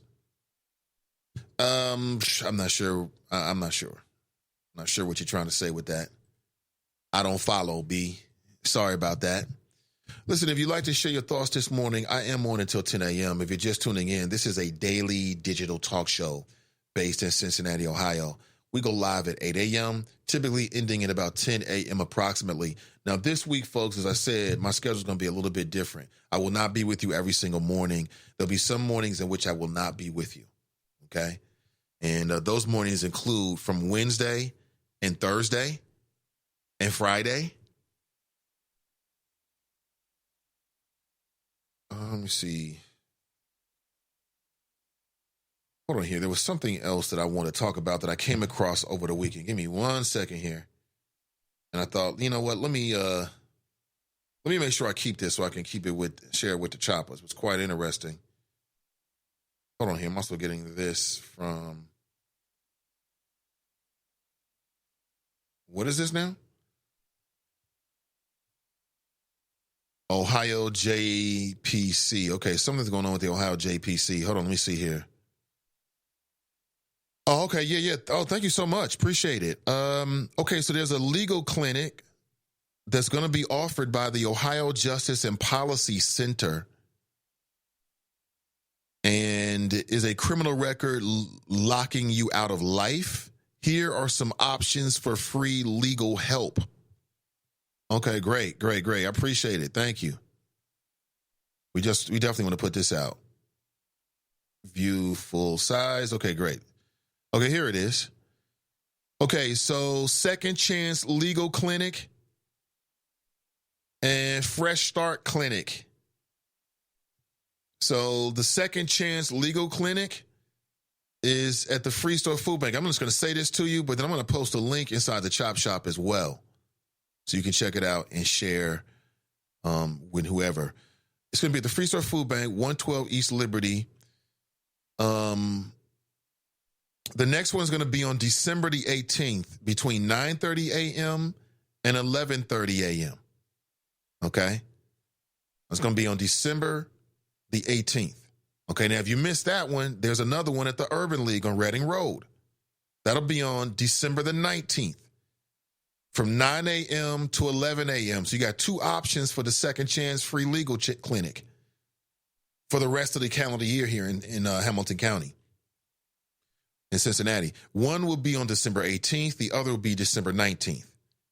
On December 18th, it'll be at 9:30 a.m. at the Free Store Food Bank at 112 East Liberty Street.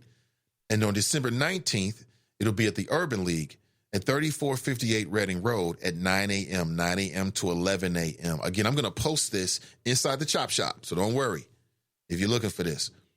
Fresh Start Clinic from the Hamilton County Public Defender's Office. That's down at 125 East Court Street on the 9th floor. And you'll have the next opportunity. You have two opportunities for that. And that'll be December the 4th and then again on December the 18th. And that's from 1 p.m. to 4 p.m. And hold on, let me post this right now. I want to share this. I'm going to share it. So I'm getting the message on Facebook, and I just posted it on Facebook. Hold on here. Yes. Okay, so then what I'm going to do is I'm going to quickly send that. Yeah, so it's on my Nathan Ivy page. And I'm now sharing it into the Friends page right now. And to all my Nathan Ivy Show folks as well. Please share it wherever you think it's appropriate. And, so people can take advantage of these opportunities. All right. Thank you. Shout out to Sister Iris for that. Thank you. I'm going to put that out there. And let me see here. I'll post a link to my page inside of the Chop Shop.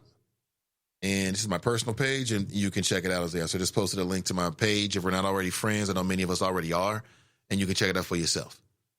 All right? Follow a link, and then you can go to my page, and you can download it, as it works for you. Hold on 1 second. We got a call on the line, as you can tell, and I'm away from the microphone. All right, let me bring the caller in. Good morning, caller. Welcome to the show. Good morning, comrade. Hey, what's up with you? Black Russia. That's it. It's Das Vidania. That's all right. I'll make it up. That works too. Good morning. What's going on? Hey, not too much. I got a question about what you said earlier pertaining to African Americans being inspired to vote. Why aren't people inspired by Kamala Harris? Again, did you say why or why not? Well, why not? It's probably the best way to say it. I'm sorry, there's an echo. Oh, there's an echo? I'm sorry about that. It's probably coming in from my end. I can't speak for anybody else, man, but I think it's a couple things. I mean, I think it's her record as a prosecutor. The fact that she is a woman of color married to a white male. I think that plays in the mind for some people. I think her record as a prosecutor, some things have come out that I think go against the way people feel about things right now. And I don't think she's necessarily said anything that was so new to really capture the imagination of people. Well, I know she's been trying to reach out to African-American women. I was actually watching a debate online. Well, not a debate, I should say a forum, where it was African-American women who she was trying to target. You know, she's trying to play the fact that she's an AKA, that she went to an HBCU, and that her prosecutorial record is something that is created based upon her viewpoint that you need people on both sides of the coin to be watchdogs in the criminal justice system.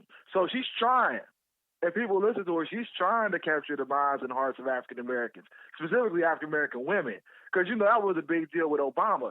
I mean, Obama captured the hearts and minds of African Americans, although some would say that they did it to see Iowa for white folks verification before they jumped on the bandwagon.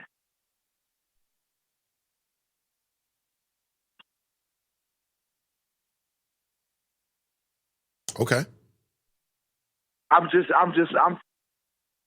trying to figure out why. I mean, well, here's the thing I'm trying to say. Let's get right to it. Black folks are making a big deal about voting black. Like I'm seeing it right now in the chop shop.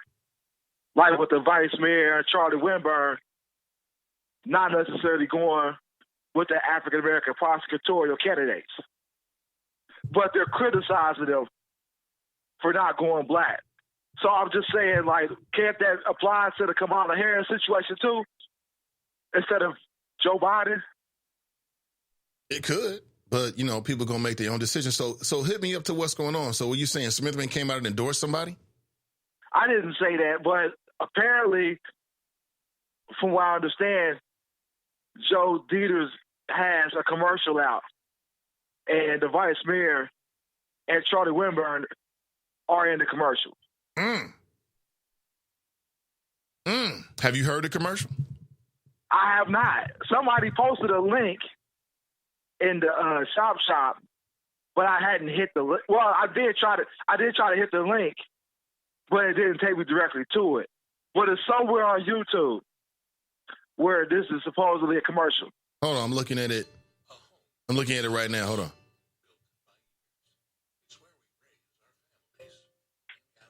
Joe Dieters for Hamilton County Prosecutor on his YouTube channel.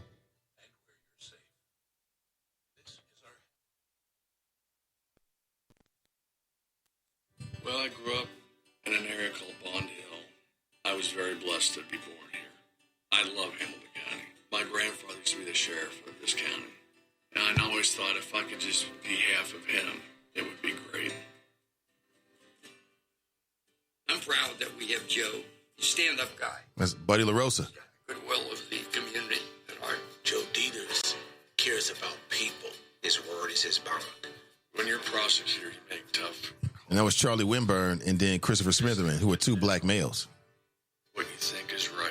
Because the job of a prosecutor is to seek justice. Oh, okay. Wow. So that seems like an endorsement to me. It's the biggest endorsement you can ever give. You're actually giving your image, right? So it sounds like Joe Dieters has some black support. How about that? Yeah, I mean, that's not shocking per se.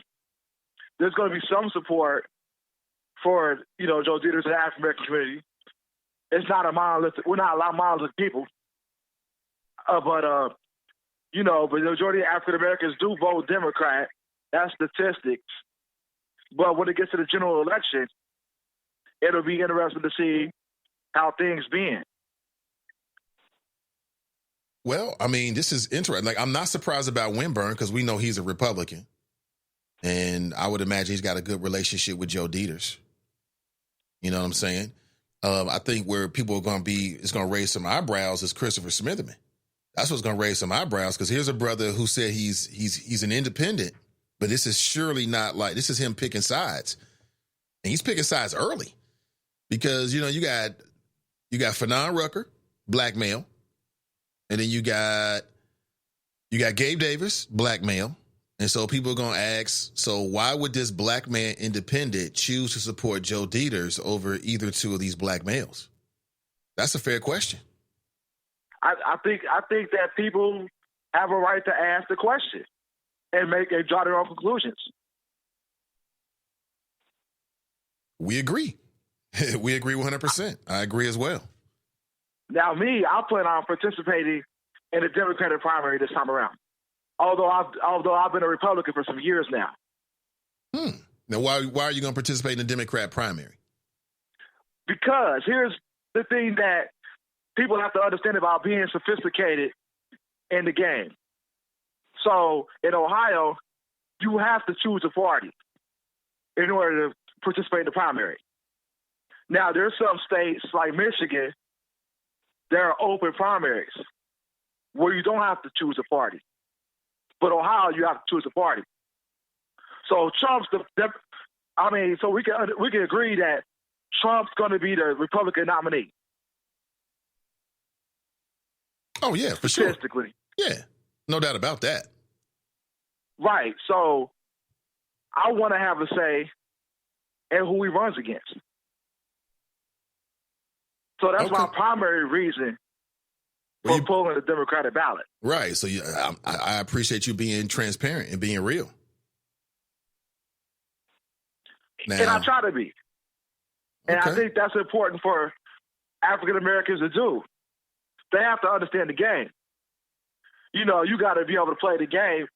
You can't just straight pull Democratic ballots every year.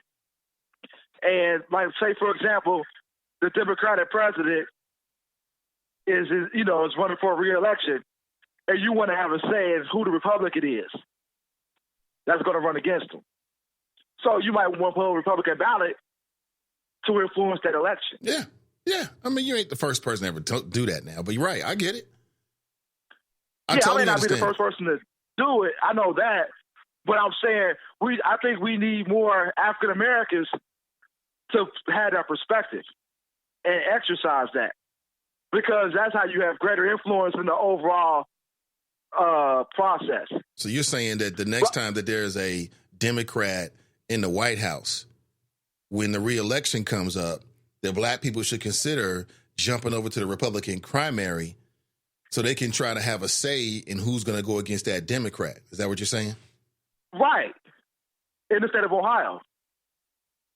Okay, well, that's 4 years away, potentially, man, or maybe 8 years away. But I appreciate you telling us. Yeah. And I also want to say that I want to have a say who's going to run against Joe Dieters. So that's why another reason why I'm pulling the Democratic ballot. So if that's your strategy, then who do you think you're going to vote for then? Who would you rather see Joe Dieters go against? I like Fanon. I don't know too much about Gabe. If I had to pick today, I'll go Fanon. You would vote for Fanon? In the primary, yeah. Because you think Fanon is a weaker candidate against Joe Dieters than Gabe Davis? I actually think Fanon would be a better candidate than Gabe Davis. Okay, so if you're trying to help Joe Dieters, then again, I guess your process would be you would vote for Gabe Davis. Because if I was trying to help Joe Dieters. If you was trying to help Joe Dieters, which is what you're trying to do, right? Not necessarily. Who said that? Oh, I thought it was what you was trying to do. No, that's not. I didn't say what I was trying to do. Oh, okay. Okay, I didn't mean to imply anything. I thought the whole point was you was trying to help Joe Dieters. Just like you gonna vote Democrat to try to help Trump. Well, different races. So there's different intentions. Okay. So with Trump, you're trying to help Trump get elected. With Joe Dieters, you're just trying to just be on the fence. You ain't sure yet. That's fair to say. I think at this point in time, Trump's going to win re-election. And I wanted to vote for Joe Biden. I'm trying to give him every reason for me to vote for him. And it's just like, I'm just having a hard time. So last time we talked about this, man, we both agreed at that point, I don't know when that was, early in the year, that Biden, Kamala Harris might be the strongest ticket. What are you thinking now? It still might be the strongest ticket.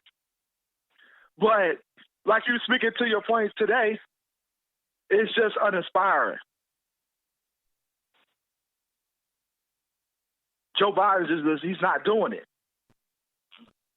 He looks old and slow. I mean, I watch the debates, and he's getting creamed to the debates by everybody.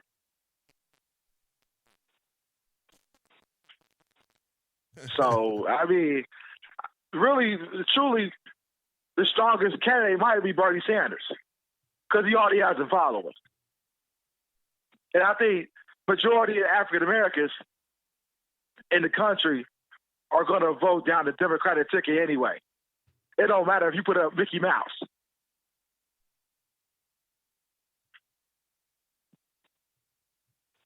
Well, people do. And he never gets elected. People write in Zorro and Lone Ranger. People do all kind of things. So, I hear what you're saying, man, but we could get into a larger conversation about that. But again, we agree. Black voters deserve to be inspiring. Joe ain't inspiring. What about Elizabeth Warren? I think she's more inspiring than Joe Biden. I think so too. Like of all the people, I think she's more inspiring. And see, that's Bernie's thing. Bernie can inspire the progressives and get them going. But I got issues with Bernie's overall, some of the things he said and his lack of knowledge on certain issues. Yeah, but he's inspiring. He captures the hearts and minds of a certain sect of Democrats. The same thing with Elizabeth Warren. Who does Joe Biden really capture the imagination of? Let's just put black folks to the side, even in the Democratic Party. I don't see him doing that. It's just like same old same, warmed over, and that's like how Hillary Clinton came across.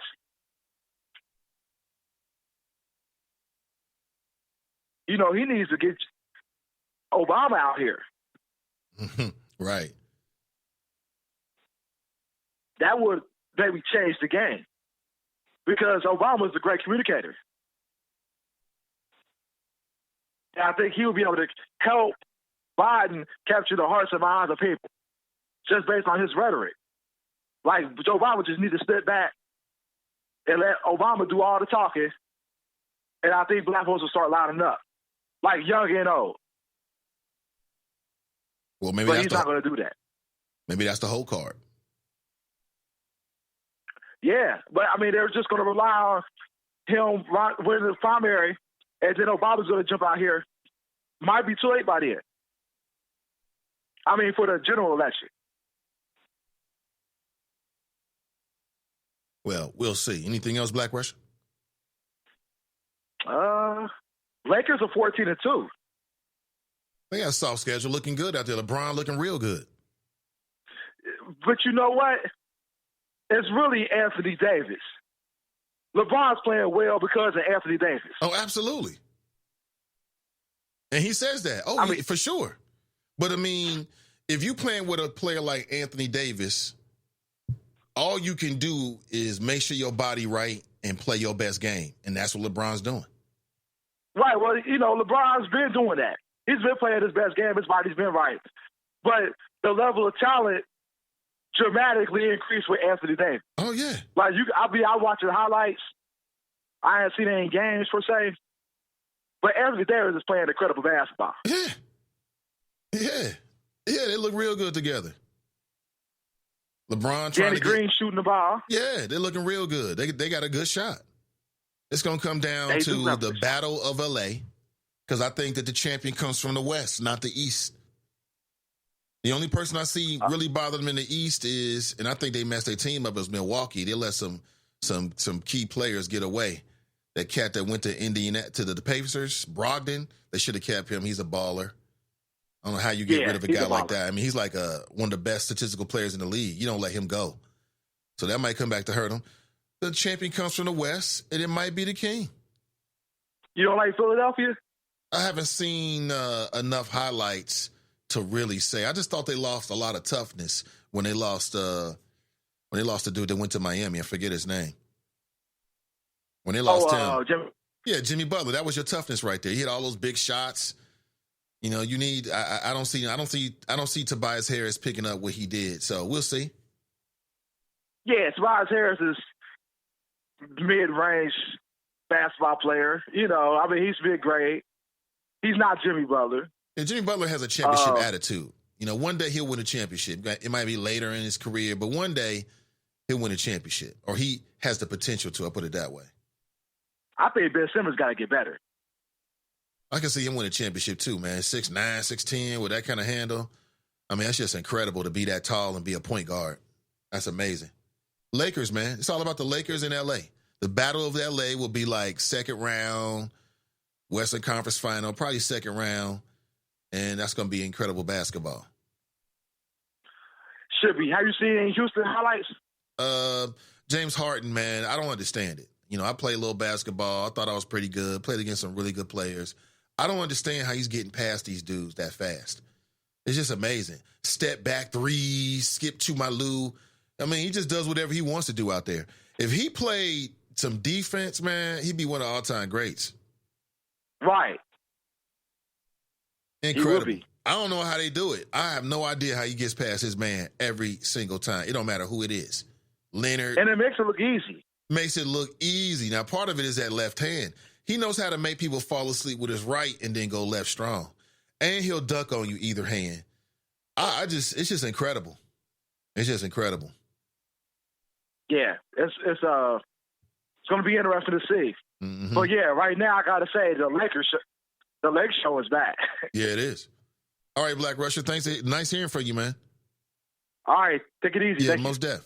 Yeah, good talking to Black Russia, picking up the conversation. It's been a minute. I don't know. James Harden's on another level. I don't understand, man. But there's some dudes just like that. There's some dudes like, you know, you can have a hand in his face, but he's still open kind of dudes. Because they've learned how to shoot over the hand. It's almost like muscle memory completely. All they got to do is just get a little glimpse of the rim. Listen, I'm going to reach out to School Board President Carolyn Jones to see if she's willing to come on the show and talk about this so-called clash between the Cincinnati Board of Education and John Cranley's administration over tax breaks. It's quote-unquote intensifying as reported late last week, where school board members went down to city council on Wednesday and demanded the city council make CPS whole when it comes to giving out abatements to developers. So basically, it shortchanges the money that should be coming for the schools. For the first time, the board made a formal proposal to the city about what that means to the schools. Carolyn Jones, the board president, and she said nice things about the show. She said nice things about your questions. She was on the show. We spent like an hour talking with Miss Jones, and she seems like a very nice woman. In fact, I must say, I think that, you know I was doing my whole thing because I'm doing what I do. But I thought overall, a lot of really nice people. You know, I told you what I told you about all the candidates, and I stand by that. But in terms of just person to person, I thought they were all nice people, relatively. Some were less than others, but I thought relatively they were nice people. And I thank them all for coming on the show and spending some time on this platform. They didn't have to do that. I appreciate it. That goes for every last, from Steve Meagerly to our last conversation with Pam Bowers, to all the candidates, judicial candidates, all of them. Appreciate that. But I spoke with, I didn't speak with her, but she said nice things about the audience in the show. It was Carolyn Jones. She said, quote, that when the city abates property taxes for a new or rehabilitated building, developers should pay 33% of the total millage on the property to the district. And that's not happening. The district's proposal is up from the 25% the developers pay today. So they're saying that there should be 7% more. Also, the city pays a lump sum of $5 million in cash to Cincinnati Public Schools every year to round out the quote-unquote make whole payments to the Cincinnati Public Schools. Let me see. This is quite interesting. Are you aware of this?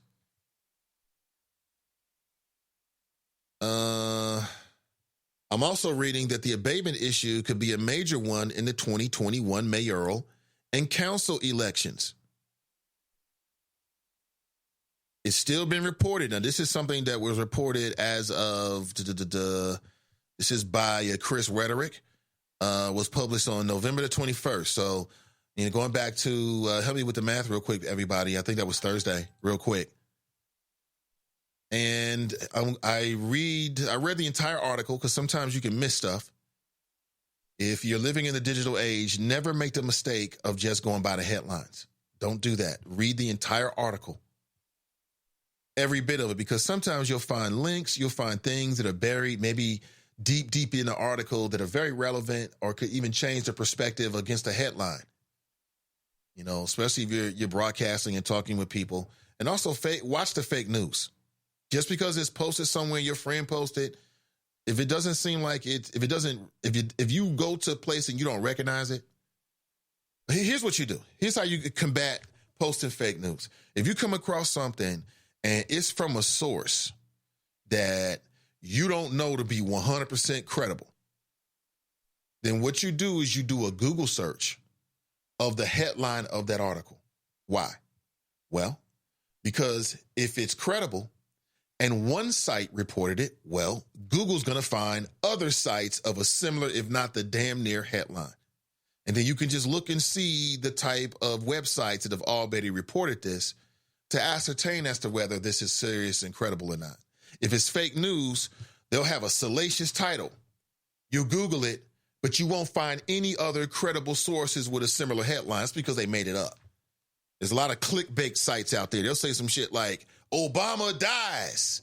Oh my God, Obama's died. Oh my God, everybody's click. You click on it. Obama's not dead.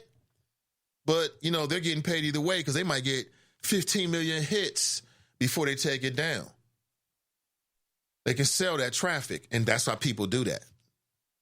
That's what they was doing back in 2016 with the fake news. You had all these fake sites that was just making up headlines. Hillary Clinton affiliated with pizza store in D.C.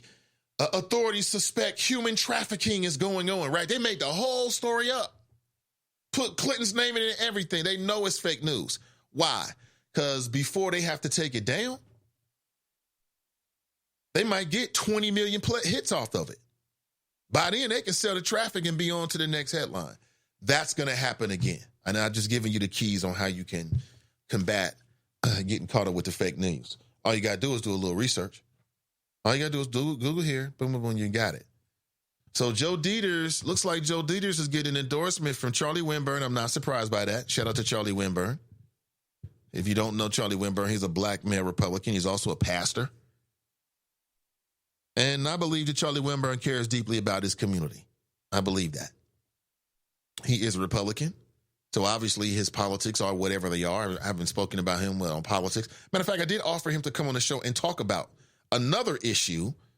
And when he comes on, I'm going to ask him about his endorsement for Hamilton County Prosecutor Joe Dieters.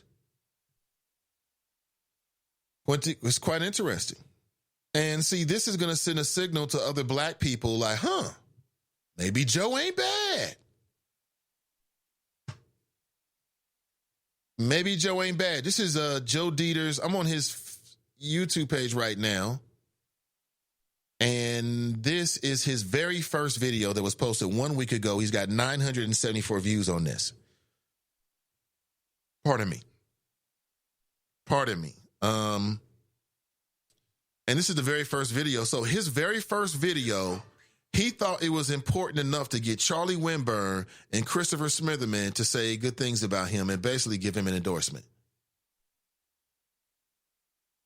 And it's going to be real interesting. Now, is Christopher Smitherman's endorsement of Joe Dieters involved with any mayoral election politics?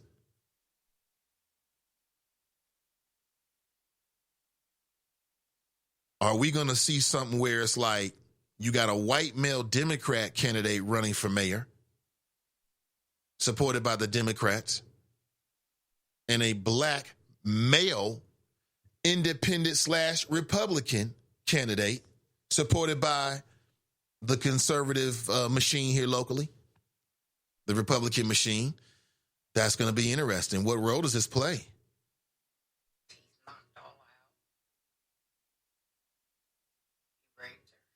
Oh my gosh. Oh man, this is interesting. Deb Dixon. Don't let me see Lincoln wearing this motherfucking thing, because I'm going to have to call him out. Oh, look at Joe sitting there. Oh, man.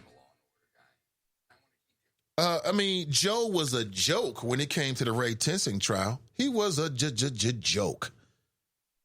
Joking Joe Dieters. He was a joke. His actions during that trial can only be classified as, I think can fairly be classified as less than adequate. He was a joke, fumbling and bumbling around, didn't have papers on certain days. His prosecutors in one of the trial put a woman on a stand, and this woman actually helped the damn defense. Oops, how'd we do that? Joe Dieters is a joke. That's my personal opinion from just what I've seen, years of observation.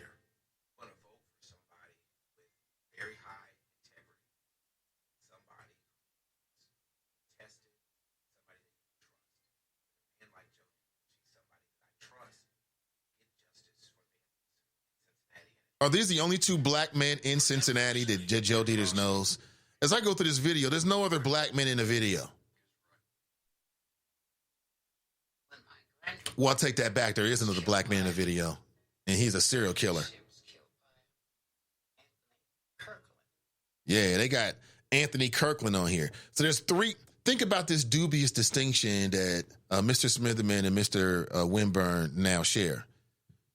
Is that they're the only two other black men in this video with a damn serial killer. This man did some heinous crimes. I mean, clearly this man has some mental issues he was dealing with, and unfortunately he took a lot of people's lives. And they've got the family of the victims in there.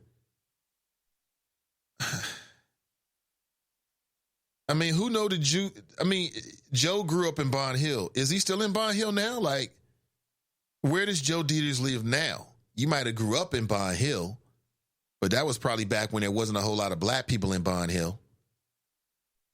But is Joe Dieters in Bond Hill now? And so when I hear people say things like, oh, well, I grew up here, I grew up there, I always ask, like, boom, you still there?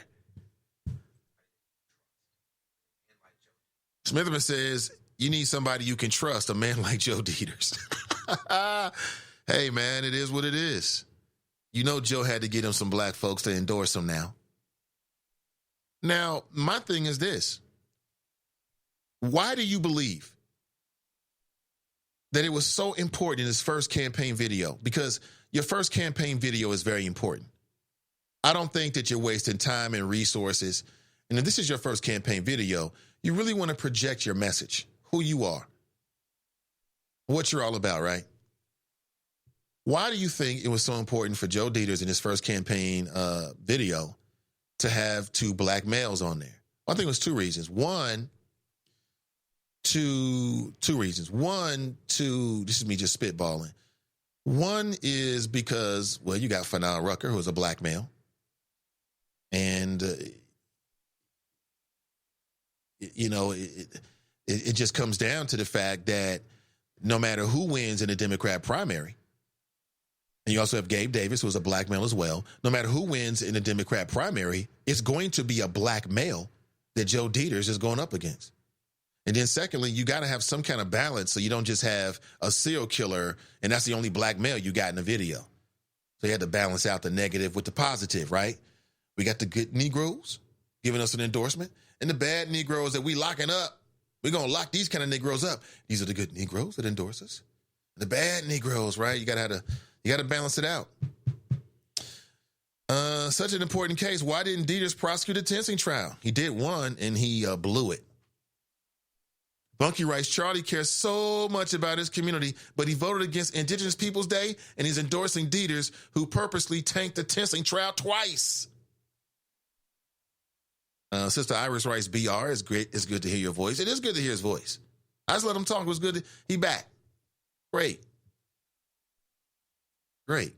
Absolutely. Always welcome. Mason Muller writes, what tangibles are you talking about, Bunky? Black people didn't need DACA. Black people didn't need a marriage act like gays. You have to do better than that. You're using 2012 talking points. Mike Jones writes, damn, Charlie Winburn tap dancing again for the local GOP when they've treated him like shit. So shaking my damn head. Is that right?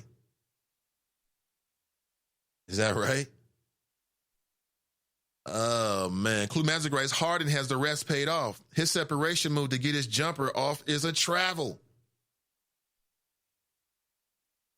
Mr. Muller writes, Harden got abused by Doncic, or whatever his last name is, Luka. He's going to make a lot of money. That Luka Doncic, he's going to make a lot of money. He white dude, he's got the looks, and he is a hell of a player. You can see that. He's just a baller. He's just a baller. But again, he came up in the European leagues and then came up to the United States balling. 6'7", with those kind of skills. It's completely unfair to equate him to LeBron James. LeBron James came on and within 3 years was taking teams to the playoffs. The man by himself, making it happen from day one. That's a different level. That's a different level. Man, it's 10:17. I ain't even realize it. Time flies when you're having fun. Mason Marler writes, Luka can ball flat out. Yeah, he can ball. And like I said, I don't know what it is. It's been my experience that like white dudes that are really, really good in basketball, and there's a lot of them, they're just a little bit off.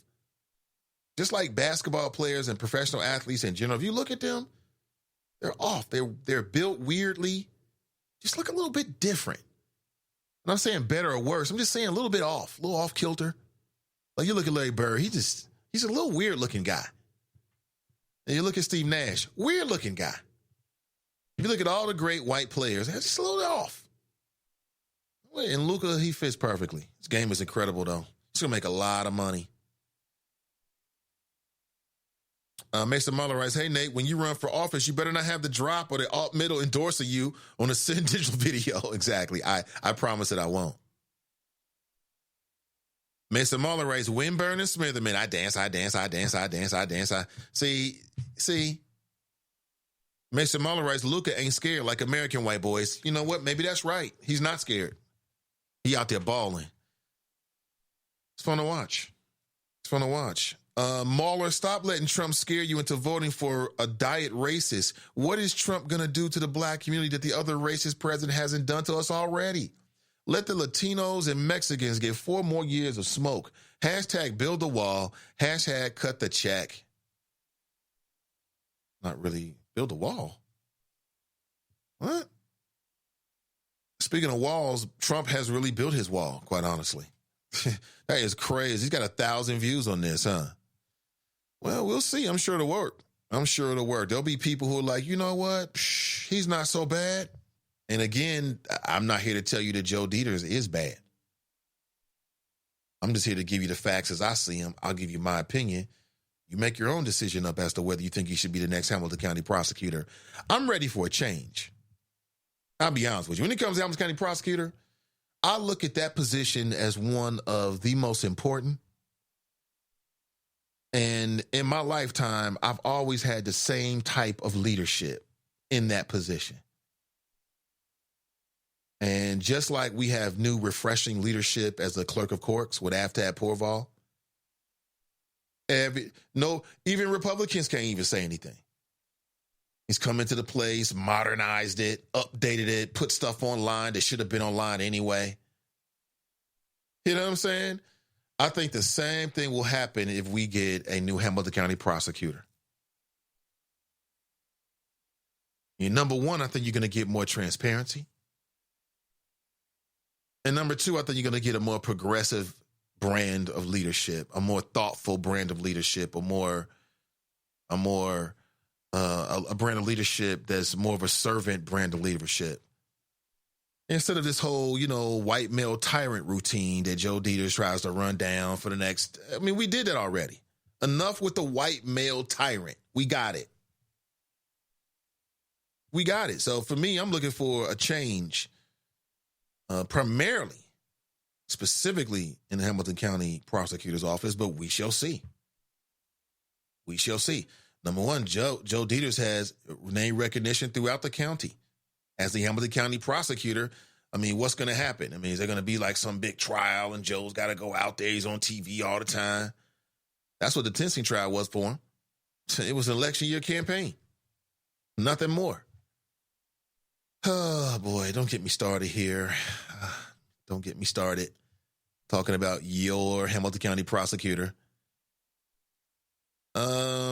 See. Did you in Lincoln's basketball game? I'm not sure. Tracy Hunter spent more time in jail than Ray Tensing. F. Joe Dieters.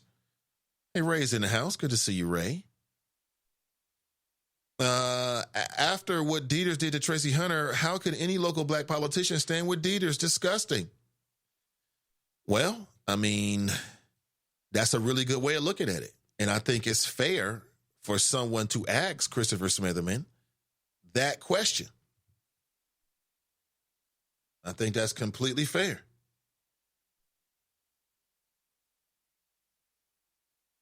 That's completely fair.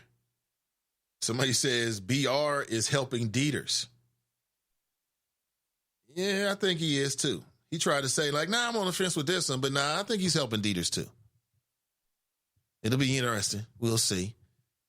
How many people remember Deb Dixon? Well, apparently she loves her some Joe Dieters. Oh, I take that back. There is a black man. Who is this black man? Hold up. I'm calling foul. This man is an actor. These don't look like Cincinnati people. So there's an image at the 142 mark on Joe Dieters for Hamilton County Prosecutor video, in which Joe Dieters, they've got this sort of thing set up where he's going over cases in his office. And everybody's got their pens out except for him, right? Which is a non-subliminal that they're writing down what he's saying, that he's in charge. Again, if you go to the 140, which should be easy to do, it's a digital age. You can do this very easily. If you go to the 142 mark, do that sometime today. I'm on YouTube, Joe Dieters for Hamilton County Prosecutor. Just stop it right there at the 142 mark, and you'll see what I'm talking about. And there's a black man that's sitting at the table to the immediate left of Joe Dieters, and I'm calling BS on him. To steal a phrase, I'm cutting through the BS. Check out that podcast wherever you listen to podcasts. Clue Magic and Fast Pitch. Cut through the BS and get straight to the real issues, what's really going on. You can subscribe to wherever you listen to podcasts. Cutting through the BS podcast. So I'm cutting through the BS on this one. I don't believe this man is a real prosecutor working with Joe Dieters. So I take it back. There's 4 black men in the video. I found a new one. All right, now he's talking with a grand jury. Now there's Christopher Smitherman saying more things. Now he's outside talking with, what are they talking about? And Joe just looks so kind. So kind. And he is, another shot of his house. And there's the family. Oh, you got to have a family in there. Joe Dieters, Hamilton County prosecutor. There's a overhead shot. Looks like it's from a drone. Right over the suspension bridge. Looking into Northern Kentucky, from Northern Kentucky, looking into downtown Hamilton County, downtown Cincinnati. Yeah, and it looks like the drone is right across from the Montgomery Boathouse. That's what it looks like. And it's a shot of the river from the perspective viewing west. Right, so you can see the stadium to the left a little bit, and then the river circling around the Cincinnati area. It's a great shot right there. So, again, what do you think? What do you think? That's what really matters. That's what's really going to matter. Also, I want to talk about the Hamilton County Commissioner's race as well. I'll be focusing on all the races coming up in March and throughout the year. Again, it's going to be an incredible year of change. And the next couple of years, as we get closer and closer, you're going to have city council races, mayoral races. You're going to have school board races, many things to discuss. Hamilton County, not just prosecutor, but sheriff as well. And we'll be front and center, ground zero to have all those conversations. Mike writes, semantics. Joe Dieters hired Croswell in Black Russia. He started this when Judge Hunter files ethics charges against his corrupt ass. You remember his history in Columbus as a treasurer? See, Brian writes, did you play in Lincoln's basketball game to raise money for Tracy Hunter? No, I didn't even know about a basketball game. No. Drop a link, cutting through the BS. That's right. King Colbert writes, cut through the BS. Why are they trying to Me Too Samuel Jackson? Wait a minute, they trying to Me Too Samuel Jackson? Come on, man, that's Mace Windu. Can't do that. Sam Jackson, I'm looking at the news right now. I don't see anything like that. No. Where is that at, Akeem? I don't see that. Sam Jackson. I'm searching right now. All right. Apple canceled the Banker premiere after producer accused sexual assault by sisters. So, yeah, there was a movie that was going to, I think it was a series, actually. It was a series that was going to be on Apple Plus. That's their new streaming service. One thing that you need to know is that we live in the age of the streaming services wars. Everybody's got a streaming service, and they're all competing for your subscription dollars every single day. Every single month. So there was a movie that was supposed to come out called The Banker, and it stars some heavyweights. Sam Jackson, say no more. Anthony Mackie? Wait a minute. Anthony Mackie? What? Is that Falcon? What? They got Falcon? And I think it was about, I think it was based on a real story, but I think it was about somehow these brothers was basically, buying up homes in all white neighborhoods. And then they was giving low interest loans to black people who wanted to find their own American dream. I mean, I think that was the gist of it. And it was based upon the true story of two real estate investors. Like, this really, really happened for real. One guy's name is Bernard Garrett. The other guy's name is Joe Morris. So they bought banks and homes in all white neighborhoods and then gave, friendly loans to black people. There's a timely concept right there. But now they're saying that the series is going to be canceled because somebody's alleging some Me Too type stuff. I don't know what happened, but I'm just telling you, it doesn't look good right there at all. So apparently they had some women who are alleging that, let me see here.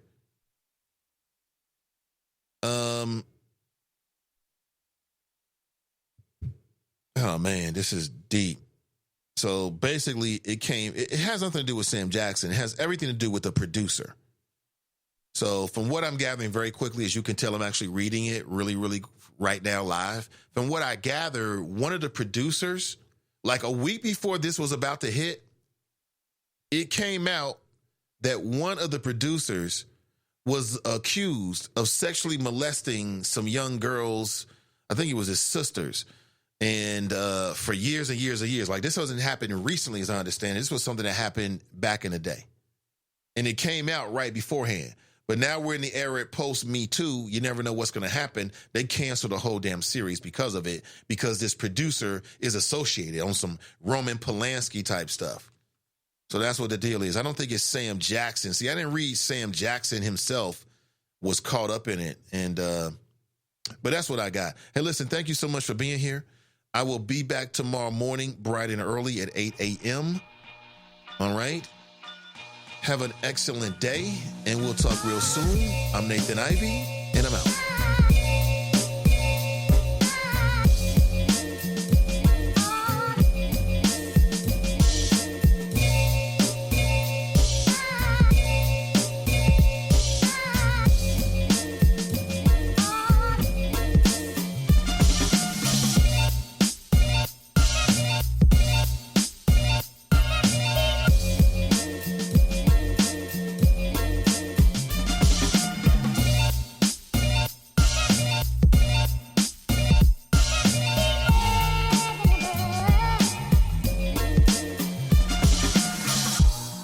Stereophonic sound for the home is recorded on two separate tracks, each one giving special emphasis to certain sections of the orchestra, as heard from those positions.